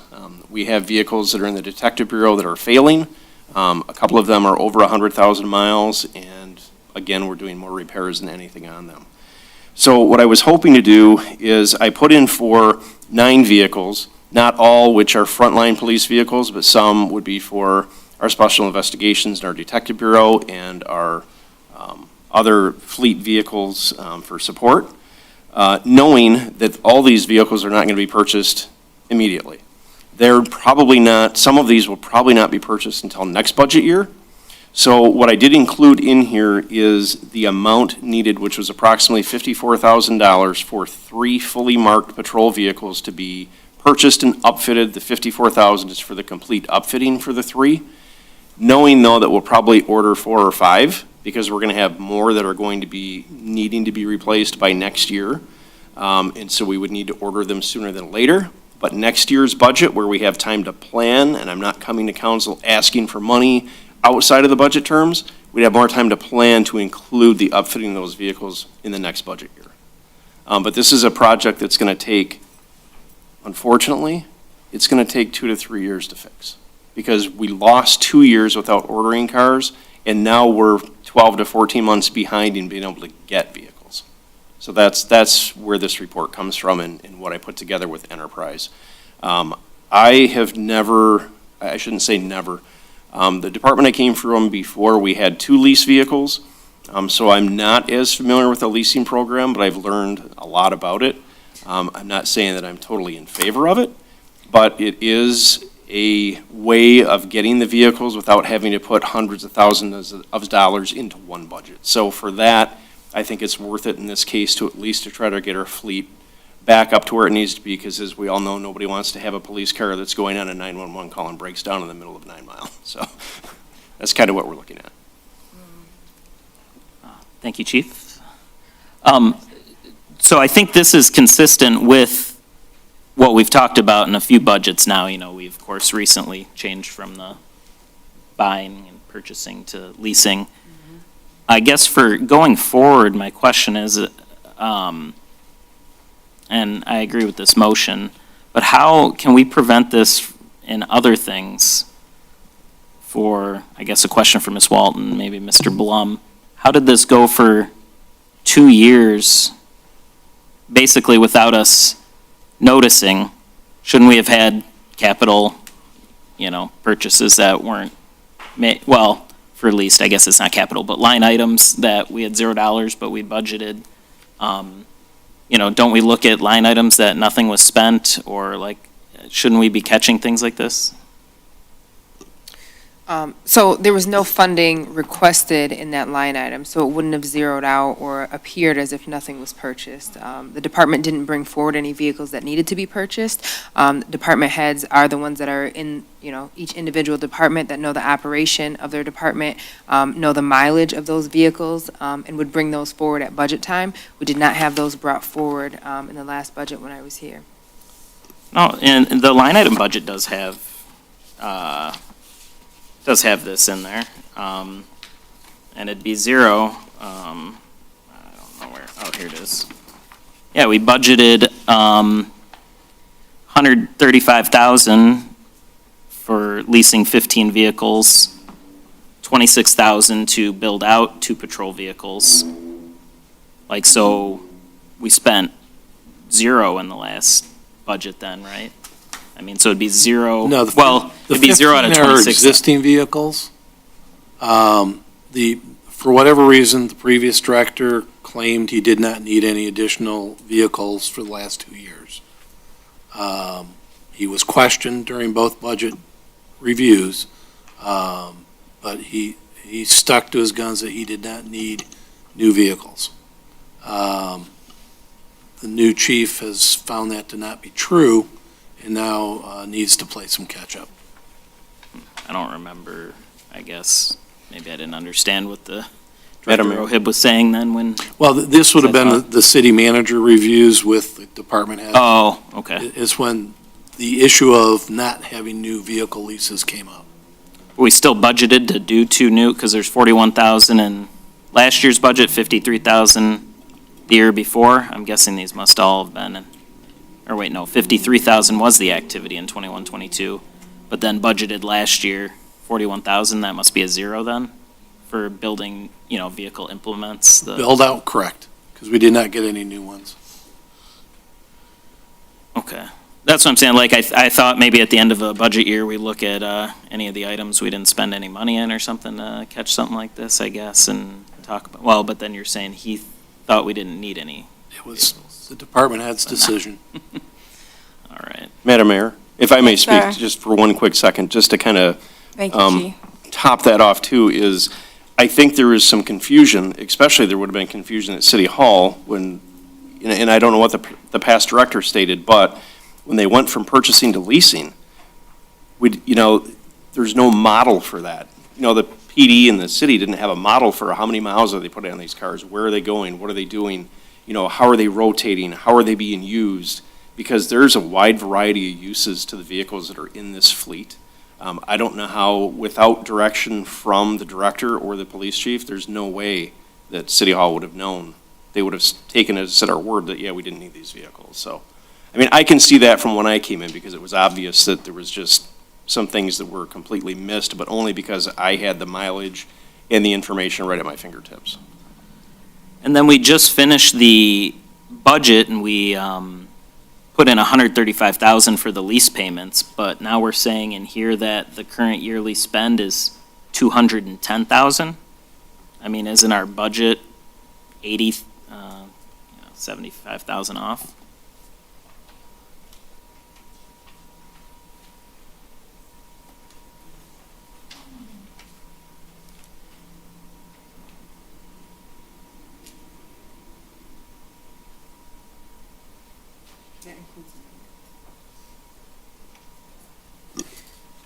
So on the enterprise sheet that you have, you'll see at the bottom with all maintenance, the current yearly spend is listed at $209,367.60. So I don't know what it is, and I don't know how, The structure that you have, but line item just says vehicle lease payments to enterprise, $135,000. is that just in one department?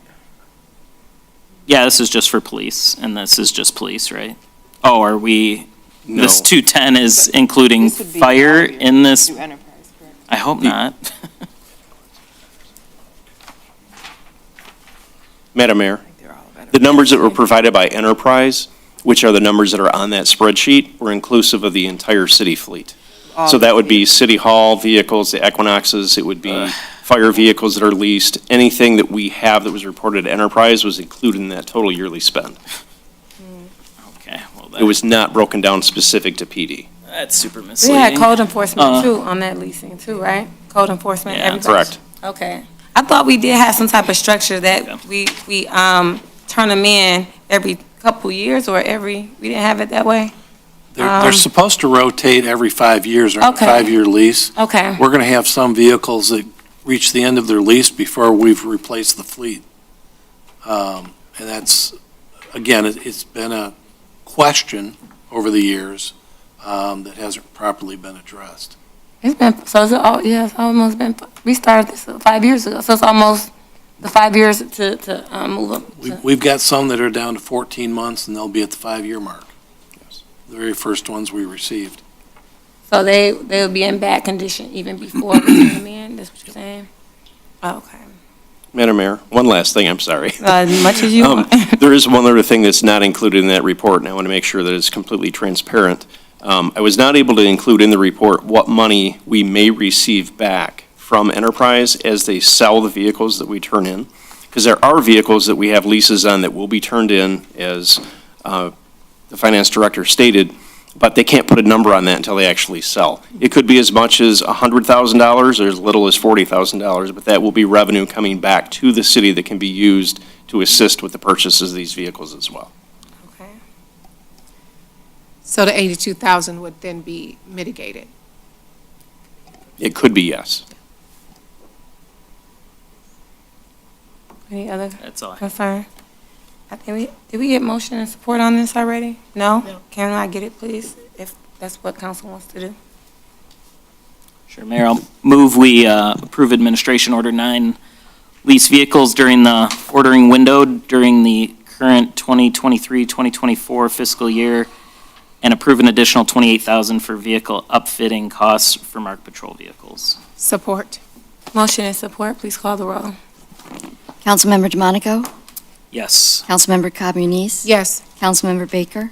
Yes. Councilmember Curley, Yes. Mayor Owens? Yes. Item H, discussion of additional personnel for the 38th District Court. We have our District Court Director. You do the directing there now. We might as well say. If we have any questions, that is. So, does council have, you want to present this and just talk about this a little bit? Thank you, Madam Mayor and Council. When we were first presenting the budget in May of this year for the fiscal year 23-24, there was discussion about sustaining the grant-funded positions from the coronavirus emergency supplemental funding from Michigan State Police. We had a position for a court clerk, part-time court clerk, and a part-time court officer. Councilmember Stacy Cobb-Muniz suggested that we would revisit the conversation closer to when these grant funding positions would end, which is at the end of this month. And so the judge and I wanted to submit a request to sustain those positions, the part-time court officer as well as the part-time court clerk.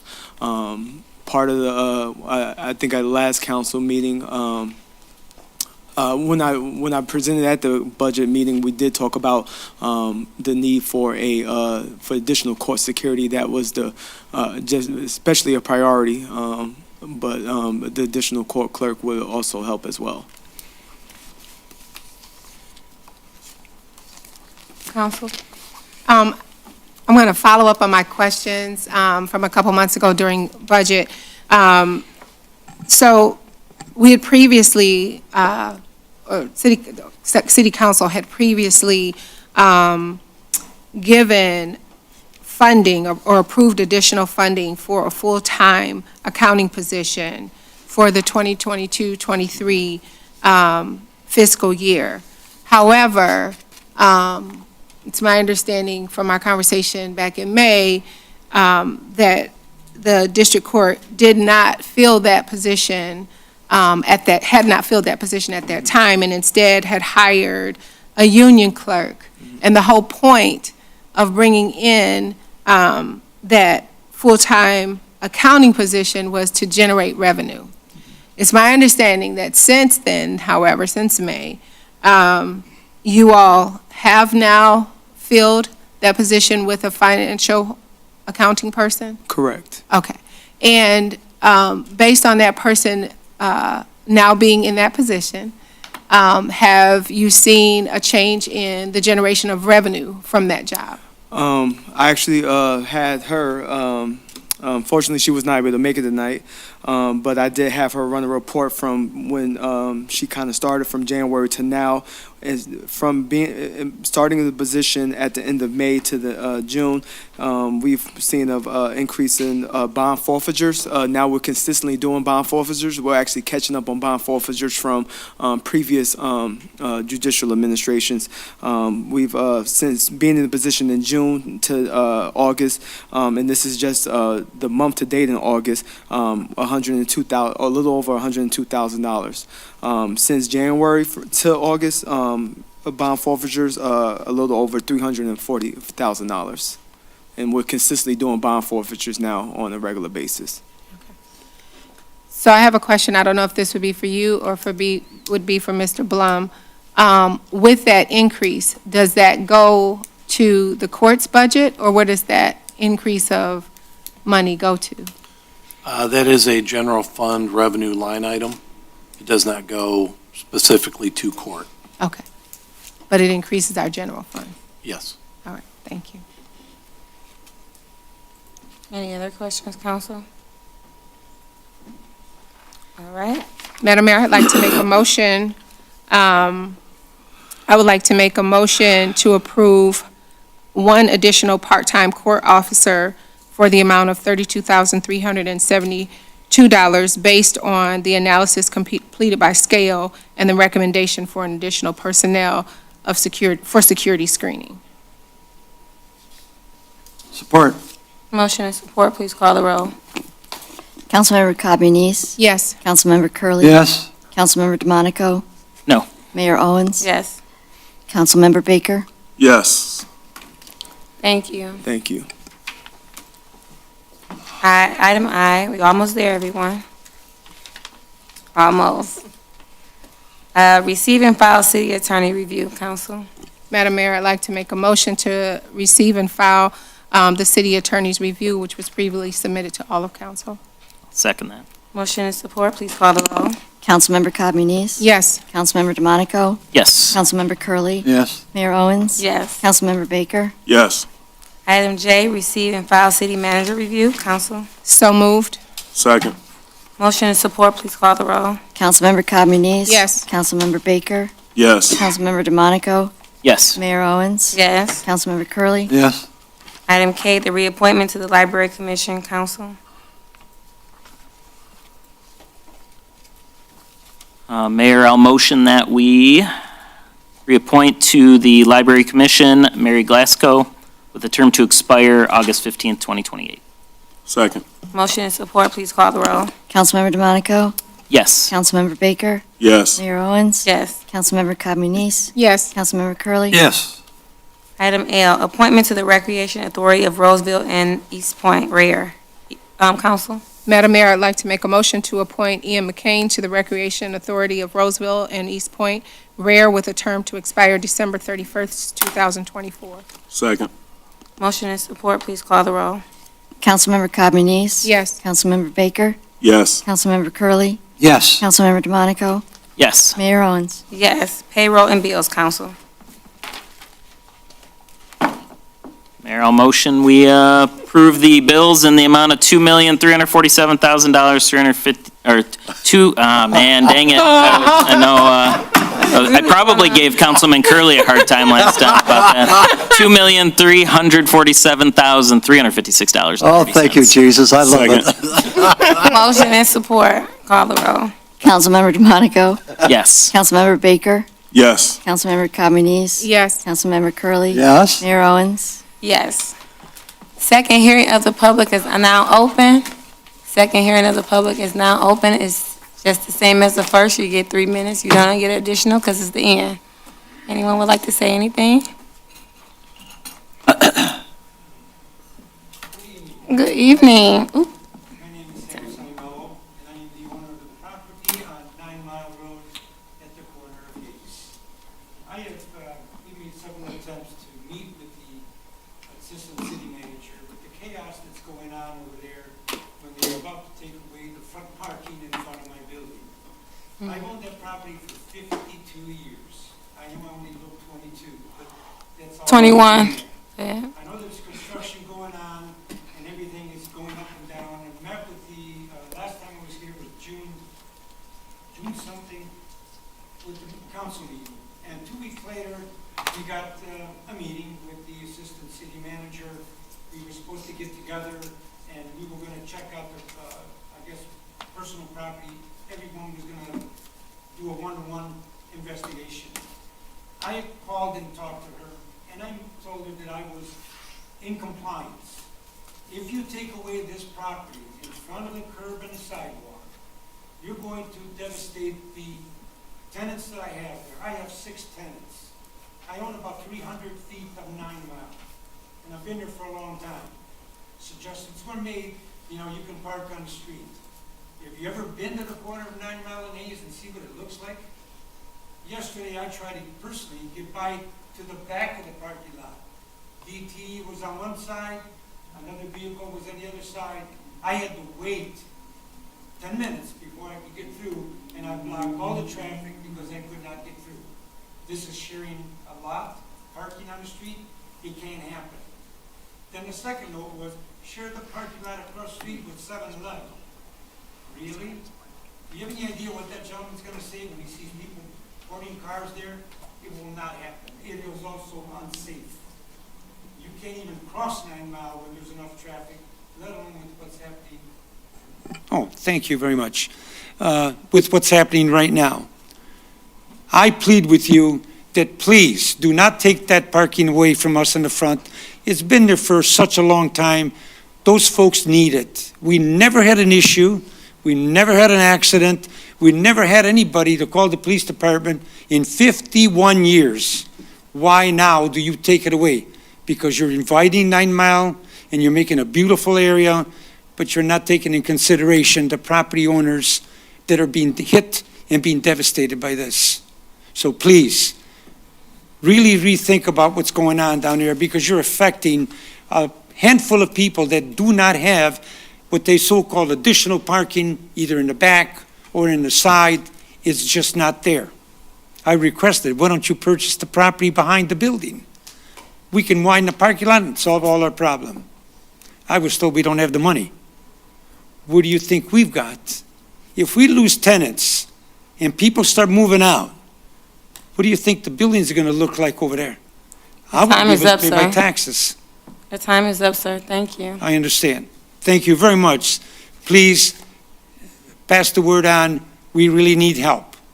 Okay. If you want to leave us your information, you can. We can further look into that if you would like.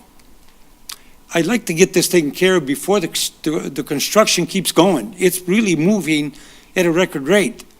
And if we wait too long, we're going to have a problem.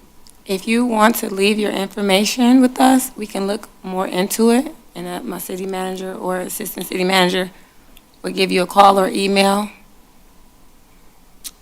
Who can I meet with? I mean, I spoke to... Well, they have to set up, they have to set up the meeting. What you can do is, you can, because we have to continue the meeting, but you can leave us your name and number and your information so we can get back with you with your concerns. Very well. If you like, or you can email us, eastpointcity.org.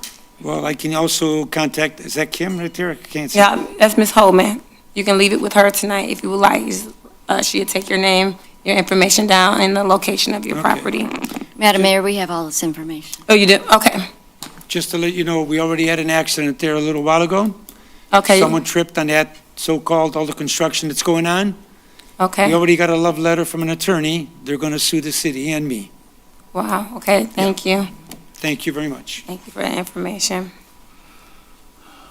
Anyone else would like to speak at this time? Please come up. Thank you.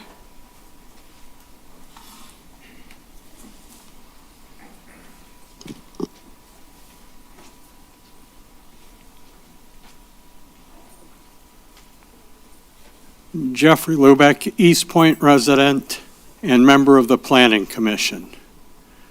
Total experience should probably be renamed to total ordeal. What you went through here with it tonight, we spent 2 meetings doing that. The biggest issue that I have, and I was the only dissenting vote on that, was I did not feel that the attorney or her client had the credibility to believe that this was going to be an asset to the community. You got a good taste of that here tonight. We thought we were bargaining in good faith. 5 minutes later, we're getting a different answer. Now she comes here when it's in front of council and says, I didn't know about this, I didn't know about that, I didn't know about the anything. Well, somebody on council here mentioned they watched that meeting. If you watch the entire meeting, if you watch both entire meetings, you'll know that was a flat-out fabrication of the truth. I'm trying to avoid using the word I really want to use.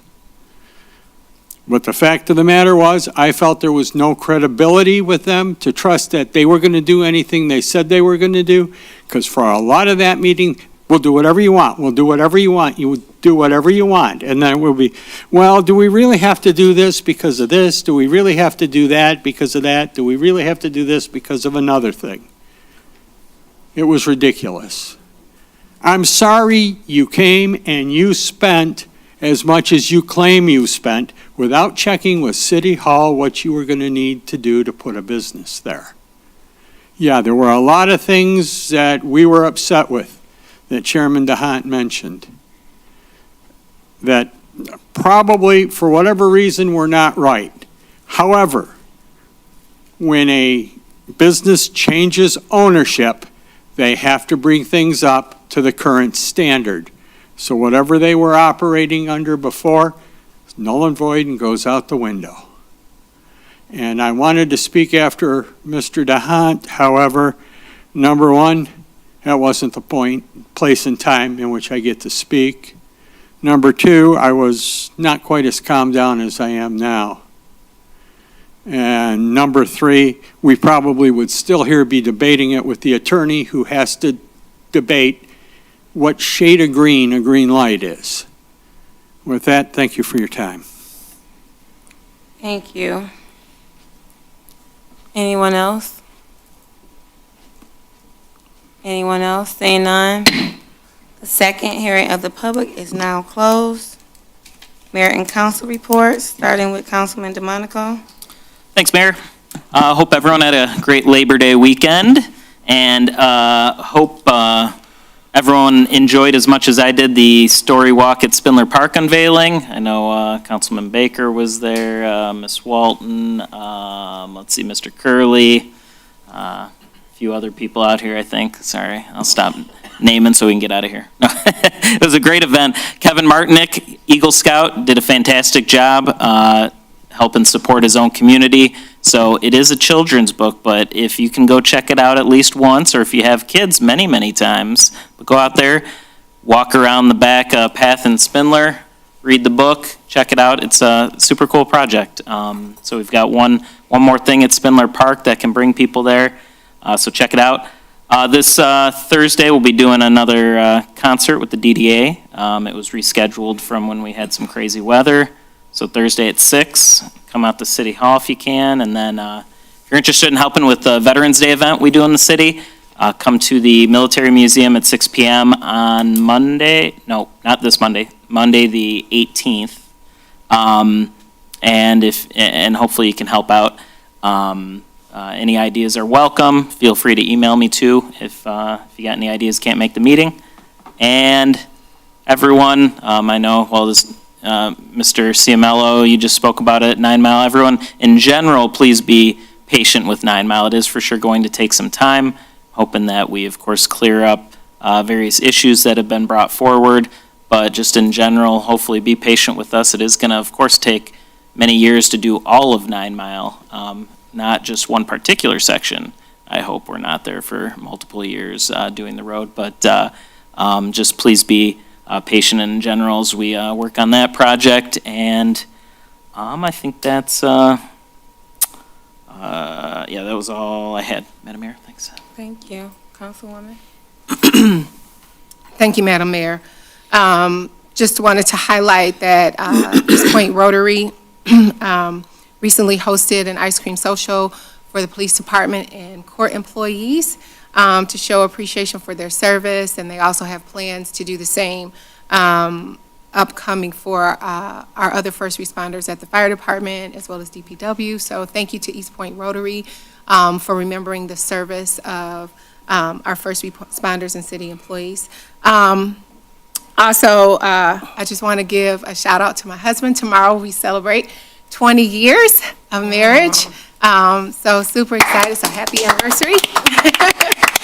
And lastly, I'll close with this. Martin Luther King said that there comes a time when one must take the position that it is neither safe nor politic nor popular, but he must take it because conscience tells him it is right. And then from my favorite author, never repay anyone evil for evil. Take thought for what is right and gracious and proper in the sight of everyone. And if possible, as far as it depends on you, live at peace with everyone. Thank you. Councilman Curley? Thank you. I guess I'm wondering, the lady who came up that lives on Eagle talked about a light that was going to be installed in front of her house. Solar light you was talking about? Yeah. She left. I guess, was she notified that the light was going to be put in front of her house, or? Wow. You're running to 500. Yes, we did send notices out to all the residents, basically 2 homes each way of where the light was going to go. We did notify those residents that street light was going to be placed. The street lights are placed basically, or in the city's right of way, obviously, but they're placed at the property lines, Yeah. not in front of the homes, so, Okay, so she got notice. yes, correct. Okay, good, Yes. thank you. Yep. The other thing is garbage cans. Now, folks, if your garbage is picked up on Friday, don't leave those garbage cans out there till Monday or Tuesday, because we're going to start enforcing our ordinances, and you're going to lose a couple garbage cans, and you're going to have to go and buy some more. And I know you don't want to do that. And if your garbage is picked up on Friday, you don't put your garbage out there on Tuesday or Wednesday. It's just simple stuff, right, Mayor? You just do it. Good night. Mayor Pro Tem. Thank you. Just real quickly, there have been a lot of things going on in the city. I know we recently had a coffee hour here with State Rep. I only got like a bit of it because I had to, I had some daddy duties I had to tend to, and I know that we recently talked with Senator Kleinfeld. I know I've run into her a couple different times in the city doing some things. We had some ribbon cuttings going on. It's just great to see new businesses coming in. One recently was just a child care facility. There's another business, another ribbon cutting coming up. I think it's tomorrow, I believe. So it's just the same things, but it's just good to see people investing in families and children. It's one of the best investments that you can make, invest in the lives of children. So just good to see that. Just wanted to send that shout out and encourage everybody to keep doing what they're doing. That is all I have. Thank you. I'm gonna make it short and sweet. The cleanup initiative was a couple weeks ago, and we had that during the year. So I really want to thank everyone who came out, even if you came out once. I think the last one we had a resident who always wanted to come, and she came to the last one. So I know, did we start it last year? We started last year because the residents wanted to see a cleaner city. And so myself and administration, also with the concerns and comments of the residents, we started a cleanup initiative last year in the city of Eastpointe, which was from, I think the beautification was doing it once a year, I believe. Correct me if I'm wrong, Councilman DeMonico, if I'm wrong. And we superseded that to 2 times a month. As we start seeing the people decrease, we did it to once a month, but we still did it. So those that came out maybe one time or showed up and donated waters, we had people donating and things like that. I really want to say thank you for helping that be successful. Hopefully, when my tenure ends, that we can keep that up and cleaning that city, keeping this the city clean. And with those initiatives, and also in addition to what the beautification has been doing over the years, and also with the help of the police department. I know the last director, he started a cleanup with all the police officers, and I think they actually worked without getting paid to clean up the community. So I just want to thank everyone that puts their time in to make sure the city is better than what it was before, or sustaining that.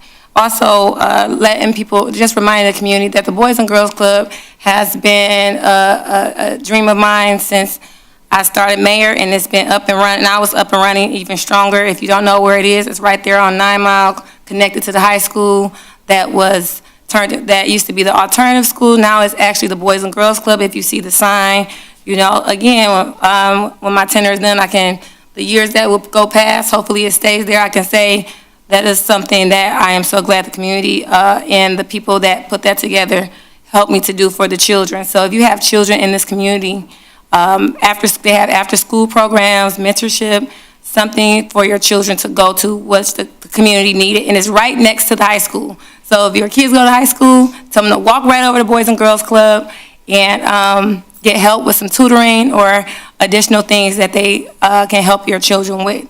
So that being said, again, thank you to everyone that stayed.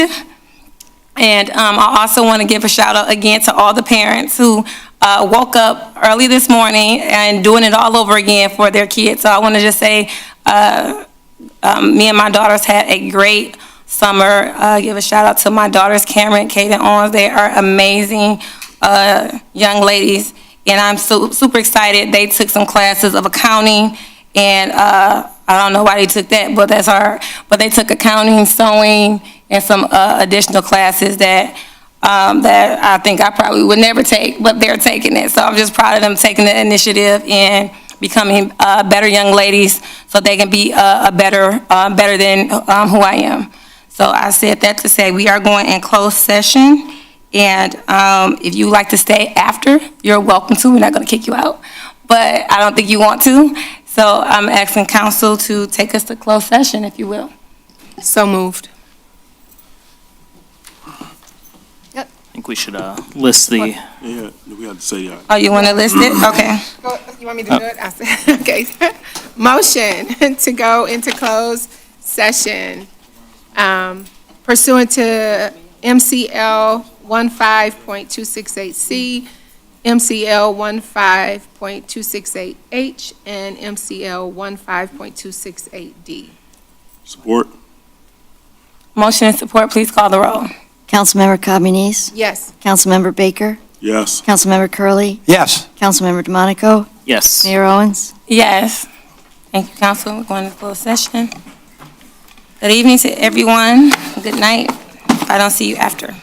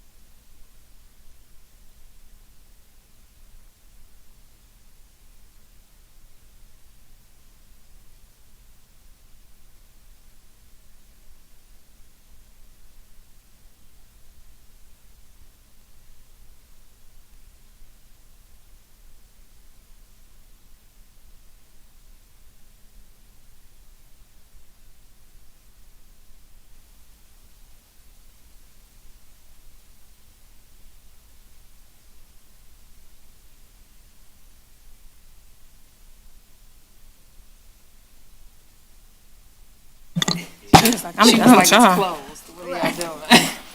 She was like, no, I gotta clean up for real. Right? Like, y'all disrupted me cleaning up. I gotta clean up for real. All right. We are back in session. We got all the council, and we are going back to, well, I done packed up everything.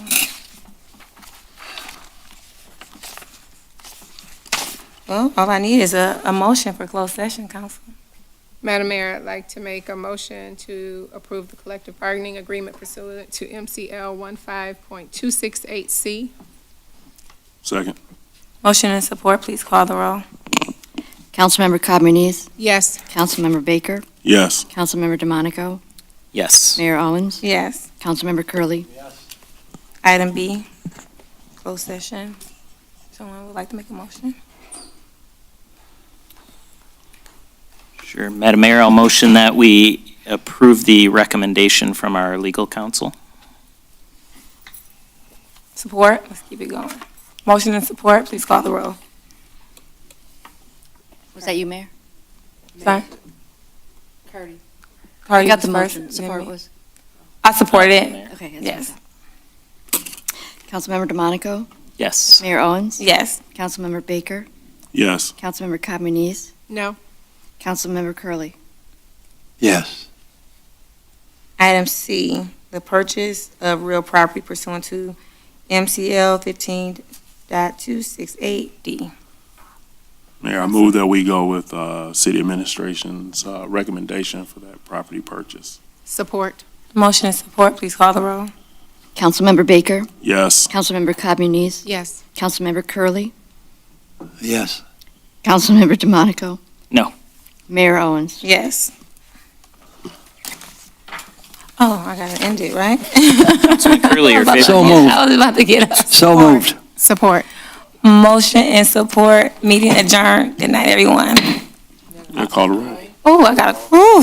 Can you Councilmember please call the Curley. roll, please? Councilmember Cobb Muniz. Yes. Councilmember DeMonico. Yes. Mayor Owens. Councilmember Yes. Baker. Yes. Meeting adjourned. Everyone out of here.